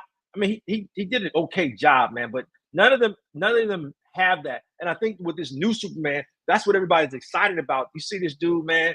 I mean, he's like eyes up here, buddy. That's fucking awesome, man. You just, dude. Everybody gets pumped when they see him. Pause. You know what I mean? Like, I'm. Come on, July 11th. That's my daughter's birthday. Come on, baby. Let's go. I have a 25-year-old. A week and a half, man. We got a week and a half. You guys are seeing it earlier, aren't you? Like, I'm seeing. Yeah, me and T are checking it on the 8th. We got the 8th. Yeah, I think mine is for the 9th. Out of the theater, right, D? Yeah, we're doing an out of the theater review of Superman, July 8th, right out of the theater as soon as we watch it. So yeah, we definitely checking for that. Absolutely. Check my tickets. Awesome, dude. Shit. I wonder who has been the best. Like I always see Superman as 3 separate like individual, like 3 separate characters. There's Superman, the hero that the world knows, that, you know, the front facing hero, you know, and then there's Clark Kent, obviously the alter ego, but I also see Kal-El, like the alien boy that, you know, had a family, you know, the son of Jor-El. And it seems like they've never really, I know they tried to a little bit with Zack Snyder's Superman. They've really never dove into Kal-El as a character. Like, who is Kal-El? Kal-El isn't Clark Kent. You know, he's a different person. He's not really Superman either. He's like a completely like separate character. That's connected to Krypton. But Clark is the character. Superman is playing the character of Clark Kent. That's his. But it seems like Kal-El is playing the character of Superman, because that's really not Superman. Is not Kal-El. You know, like Kal-El is a different. He feels like a different character to me. You know, it seems like a different character. It's like that's Superman's real name. That's Superman's that's like his alter ego, and then Clark Kent is the alter ego he created for Earth. You know what I'm saying? Like it feels like we got 3 different entities kind of working at the same time. It's like you got Kal-El, you got Superman, who is Kal-El's secret identity, or you're right, maybe Kal-El is Superman's secret identity. But then you got Clark Kent, which is like a made-up person that he has to, you know, get the glasses and act like a geek and a nerd and stumbling over shit. And that's not really Kal-El, but it's not Superman. I think there's like 3 different like personalities working at the same time. And this dude is smart. This dude is smart. I think that's what Hollywood have a tough time. How do you make a smart brute guy? And they don't know how to incorporate that in, right? They couldn't even do that with Cavill either. They just have a hard time adapting that part of him on the big screen. How do I make this dude be muscly, strong, can do all this thing, and he's smart? It's a hard sell for Hollywood for some They've never reason. leaned into his intelligence. They've never done it. Yeah, dude's smart, dude. He's super smart. He's from Krypton. Krypton had the smartest people in the galaxy, in the whole universe. They were some of the smartest like people, and he's from that very, very intelligent race of people. And they've never leaned into, hey, Superman's a genius. I'm talking about in live action. In the comics, they do it all the time. But in live action, they've really never leaned into that. And I would love them to do that. And like, because that's when you could really like deep dive into how Brainiac is such a threat to this dude, because you got to use your brains to beat Brainiac. You can't beat him with brute force. You can't beat Brainiac with muscles. You got to beat him by using your intelligence. And that's why I would really love to see Brainiac enter into the picture, you know, but you got to have the right writers to write them. And put the Daxamites, put the Daxamites in it to explore other, this to be where we're at right now at almost 100 years of this character and only be scratching the surface, dude. We should be way past that. You should put Daxamites in this. You should put everybody else, all his foes, Lobo, Brainiac, all those things should be in play, man. Like the Legion of Heroes should be, you know what I'm saying? That should be in play too. We should have everything in play right now. Instead of like, I feel like we're in kindergarten with what we're getting of DC's characters. When we should be, man, we should be in high school and college by now. I agree. All right, let's finish things up. Thank you, everybody. We got one last super chat that came through from Predon Corpse for $5. DA, Anthology Horror. Remember the Tales from the Dark Side? Oh, yeah, and Cat's Eye. Damn, I missed the 80s. Gosh. Yo, one of my favorite anthology, I don't know if it was anthology, but you remember Friday the 13th, the series? Oh, yeah. Super scary, dude.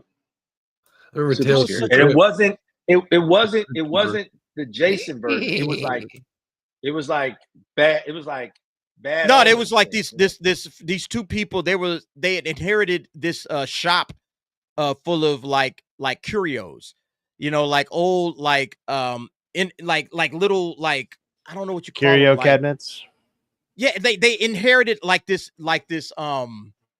shop, and it had all of these like antiques and like different little curios. And what they would do is it was all haunted. All of this shit was haunted. It had a curse on it, or something was wrong with it. And what they had to do was go and try to collect it from all the people that had bought it. Like they were constantly going on these little road trips, and it was every episode, it was a different little cursed object that they would have to try to encounter, get the person to give it to them or buy it off of them or whatever. And of course, you know, they never just gave it up willingly. There was always a story behind it or whatever. And that was Friday the 13th, the series. It was so interesting.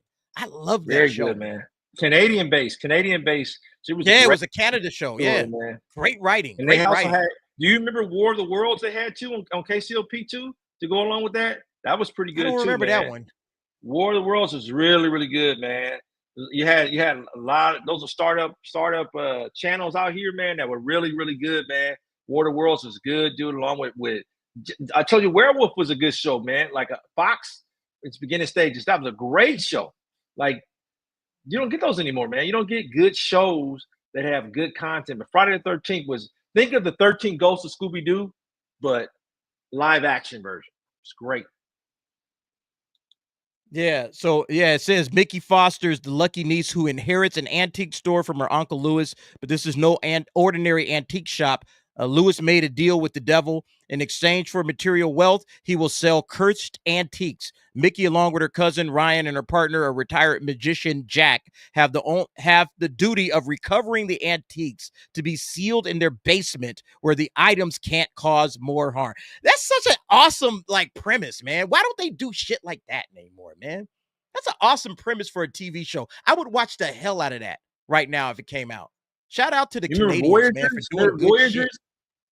You remember Voyagers? Voyagers was a great show. You remember that? What was that one about? With Punky Brewster's brother, dude. And the guy died, but he was he used to have this antique thing in his hand, and it would like put him in time, man. And they would have to solve situations, man. and it was him and Soleil Moon Prize brother, man. It was great, man. You had Automan. Automan was great too, man. Dang, give me your Punky Brewster rating, T. What's your Punky Brewster rating? Soleil Moon Fry. Hey, hey, Soleil. She got some big cans. Soleil, hey, Punky Brewster was a fox for a little bit, man.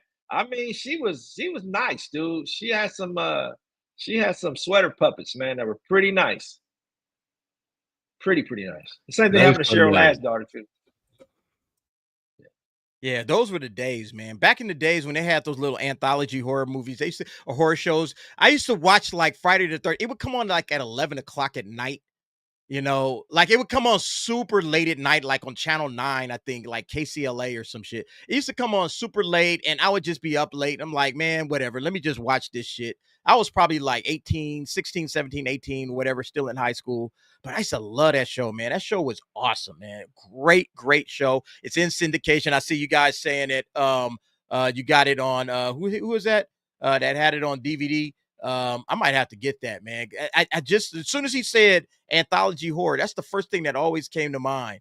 All right. I love that show. Yeah. Thank you very much. Pre-Dawn Corpse. Yeah.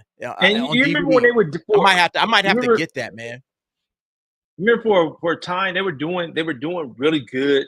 Guys, back in the day, they used to do they learned their lessons from movies that they turned into TV series. And for a minute there, they were really getting it right. They had this didn't do well. I'm talking about the ones that didn't do well. Like they did Ferris Bueller. That was horrible. That was a horrible show, right? But they did Coming to America. That was with Tommy Davidson. And that didn't do well. You know what they had? They had Parker Lewis Can't Lose. Parker Lewis Can't Lose was good. That was like the Ferris Bueller ripoff. Yeah. They had Swamp Thing. Swamp Thing was pretty good on USA. That was really interesting, man. Oh, Amazing Stories. Amazing Stories. The original one. The original one was good. That was Spielberg that did that shit. Yeah. That was great shit. Sunday nights on NBC. Sunday nights, 8 o'clock. NBC. Boom. Glued to your TV, dude. Monsters. Remember Monsters? Monsters was really good, dude. Really good show, man. Oh, man. We got to go. You know, one day we're going to do a watch along, man. I want to put together so many watch alongs, and we just watch some shit, some old school shit. I just want to do that, man, because that's like, we're not getting good entertainment anymore. So we might as well go back and watch the old school entertainment that we've forgotten. And I want to I'm serious, man. Friday the 13th, the series was one of my favorite shows of all time. And I'm showing here, they've only made like 70 episodes of it. And I might actually just say, you know, we might as well showcase why we have the opinions that we have on today's media, because it's like, look what we had. Look at the writing. Like, obviously the graphics probably aren't going to hold up or whatever, you know, it'll be like some weird, cheap, like special effects, but the writing and the stories are better than anything that we get nowadays. And there's a reason that we grew up around it and why we're so judgmental about the stuff that we watch now. It's like, we might as well showcase some of that, right? It's I might do this that. This is what we had when we were teenagers or whatever. Yeah, real talk. Hey guys, thank you very much. I appreciate that. Oh, last one. Okay, Thomas Dean came through with another 5. If T watches Lord of the Rings, he will find evidence that dinosaurs went out into space and saw that the earth was round. Yeah, that's why T don't want to watch it, because he's afraid to get exposed. let me tell you about a good, I'm going to give y'all a recommendation about a good movie that you never heard of that is funny as heck. Iron Sky. Thank me later. Iron Sky. And there's also a part 2. Is that the Nazi moon one? That is hilarious, dude. That is a great movie, dude. And then they got the lady playing the president, dude, and her homegirl, 2 knockouts, dude. Woo! Oh boy, you can slip on a sirloin. Hey, let me before we get up out of here, thank you to the super chatters. Let me hit a super chat thank you video, because I haven't done one. Let me hit a super chat thank you video, and then we got one more thing on the ST, and then we are out of here.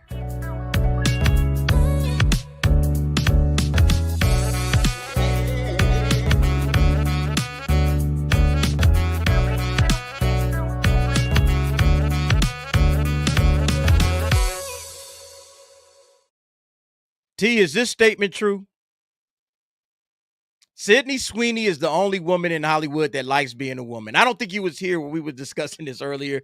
Is this statement true? Do we have women in Hollywood that want to be women and want to lean into femininity. Because whether you think Sydney Sweeney is 10, 8, 6, 4, 2, or 0, Sydney Sweeney leans into her femininity. All right.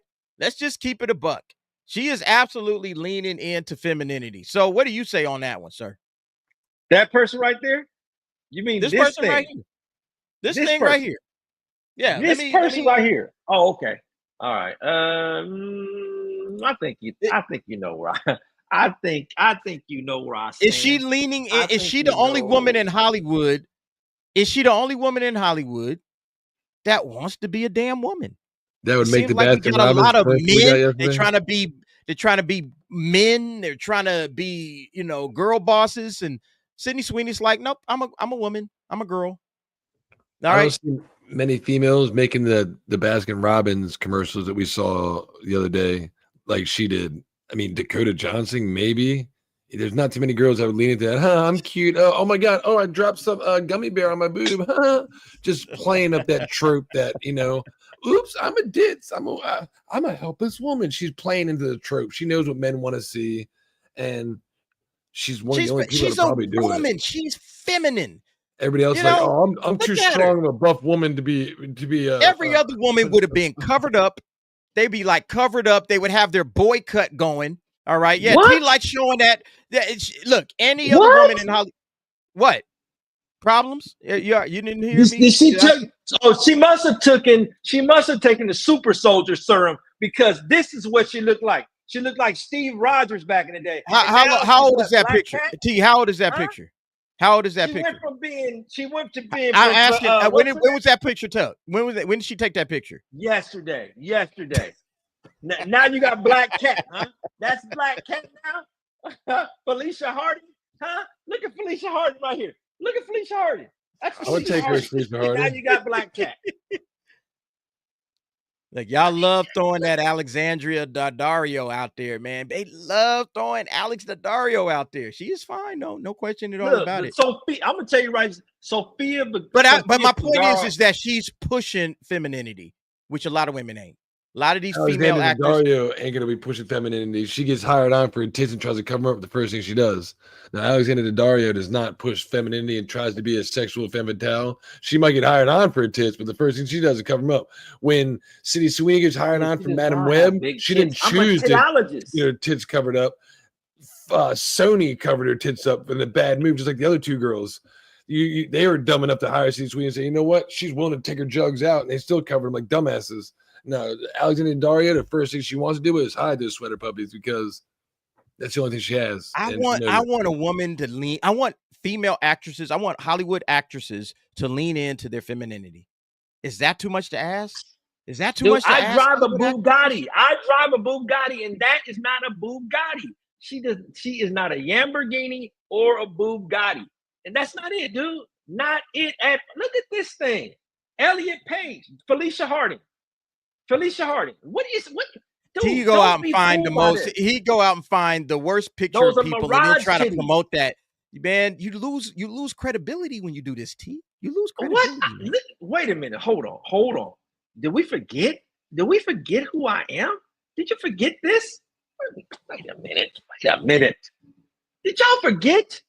I'm here to tell you right now, we don't care. Let me tell you something. We don't care. What? Y'all forget? Self-proclaimed. All right, yo, let's get around the horn. Shout out to everybody. Thanks, chat, for chill. Oh shit, we got one more super chat. Man, I missed it. Pre-Dawn Corpse, another 5, says, I'll share any of my anthology DVDs with you, DA. Thank you, man. Appreciate that. Twilight Zone 85 Series 2. Twilight Zone was great. Twilight Zone, Amazing Stories. Both of those was great. You go into the 80s, man, there's so much great anthology. Tales from the Dark Side. Somebody had already said Tales from the Crypt. Everything that they were doing back then was so much better than the shit we get now. Hollywood could really go back and learn some lessons from some of those great anthology horror shows. So, yeah, shout out Pre-Dawn Corpse. I'm about to dig into Friday the 13th just because you mentioned it. I remember it. It was one of the greatest, in my opinion, one of the greatest shows with such an interesting concept. But yeah, we will one of these days do a watch along and just go back over some of those old school anthologies, man, because those are awesome. Thank you very much, Pre-Dawn Corpse. All right, let's finish things up. Rockefeller, what you got coming up, bro? Let's talk about it. So somebody asked earlier what I had Good Hunter on here for. I'm doing Bloodborne Platinum, starting my Platinum run today. I'm on my second run. I'm going back to Bonfires and Coffee where I do my video game shit on here. On my other channel, Rockefeller Plaza 2, I started watching X-Men 97 this weekend. And I did a little review of that for Saturday morning cartoons. Nice. So I think if y'all want to join up on me, I started the first episode. To me, my X-Men, fucking fantastic. Go catch the first episode. And then this Saturday, before 4th of July, I'm going to watch second episode. We'll talk about that Saturday morning. And of course, I got YouTube and Chill coming up. But we'll talk about that Thursday when I see y'all. But until then, I'll see y'all next time, right? Same place, Tuesday evening. Peace out. Thanks, sir. Thank you. Appreciate it. Hey, we will be back on Tuesday. Whoa. We're getting offensive, Ames. Jessica Lucas is mid as hell. What is wrong with you? T, I'm going to let you talk about it. Go ahead. Wait a minute. You're saying this thing right here, this thing is what? Are you, baby? Are you serious? What you got coming up, T? Let's wrap it up. Oh man, I got this Superman. Wonder Woman thing. I'm gonna drop. I'm sorry. Pause. I got Super Mario review going on. I know it's late, man, but I really enjoyed it, and I think you guys enjoyed the video, man. I'm not doing any cooking streams because I don't know what to cook, man, for y'all, man. But I will be chilling. Maybe doing a pre-stream pause on Tuesday. I hope you guys, man, are getting ready for this 4th of July weekend and being safe, man. Thank you so much for watching us, man. I can't tell you how much we enjoy engaging with you in the chat, man. Be sure to like and subscribe and give some thumbs up, please. Appreciate it. Cyfax, I don't know where he's at. He must have took a break. His back been hurting him. He had a side. Oh, there he is. All right, Cyfax, he's on the phone. He's chopping it up. He's calling Sydney Sweeney. He was talking about what I said. He was thinking about doing an after party, but he didn't see anybody asking for one, and he was asking if I was up for it. Yes, right. My mom called me and might have possibly had a job opportunity for me that she ran into with one of her friends today, and I was like, "Well, I got to take this call." Shit, hell yeah! Hey, man, get that work. Get that work. All right, Cyfax. What you got coming up, bro? So I'll be doing a movie review definitely on M3GAN 2.0, even though it's doing terrible in the box office. I didn't mind the movie overall, but there will be that. On Wednesday, I usually do hangings just with me, Rockefeller, and then on Friday, also with Rockefeller on YouTube and Chill. And obviously Tuesdays and Thursdays with the nightcaps if he's not rocking them solo. Also Monday, so tomorrow, I'll be on Masculine Mondays with Nick at The Plot Strikes Back around, I believe, 6 o'clock my time, 9 o'clock Eastern. And we'll be talking about The Raid. So if you guys like that movie, we'll be talking about it. And I'll be on there. You can check me over there. And right on. Solid. All right, everybody. Thank you very much for chilling with us on the DA's office. I appreciate the guests. I appreciate the chat. Everybody that came through, especially all the super chatters and the members, you guys are awesome. Hey, make sure you guys are here as we wrap up Ironheart on the nightcap on Tuesday. And then, like I said, starting on Thursday, I will be at Anime Expo. I'm still going to do a nightcap, but it might be an abbreviated nightcap because I might be exhausted. Because we're going to be walking the floor over at Anime Expo all weekend long. Thursday, Friday, Saturday, Sunday. Hey, I could always cover the nightcap, and you could just join mine. I might just do that. Man.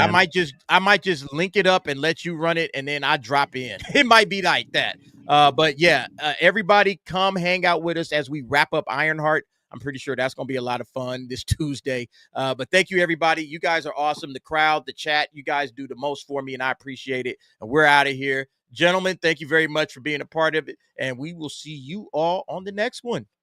Peace.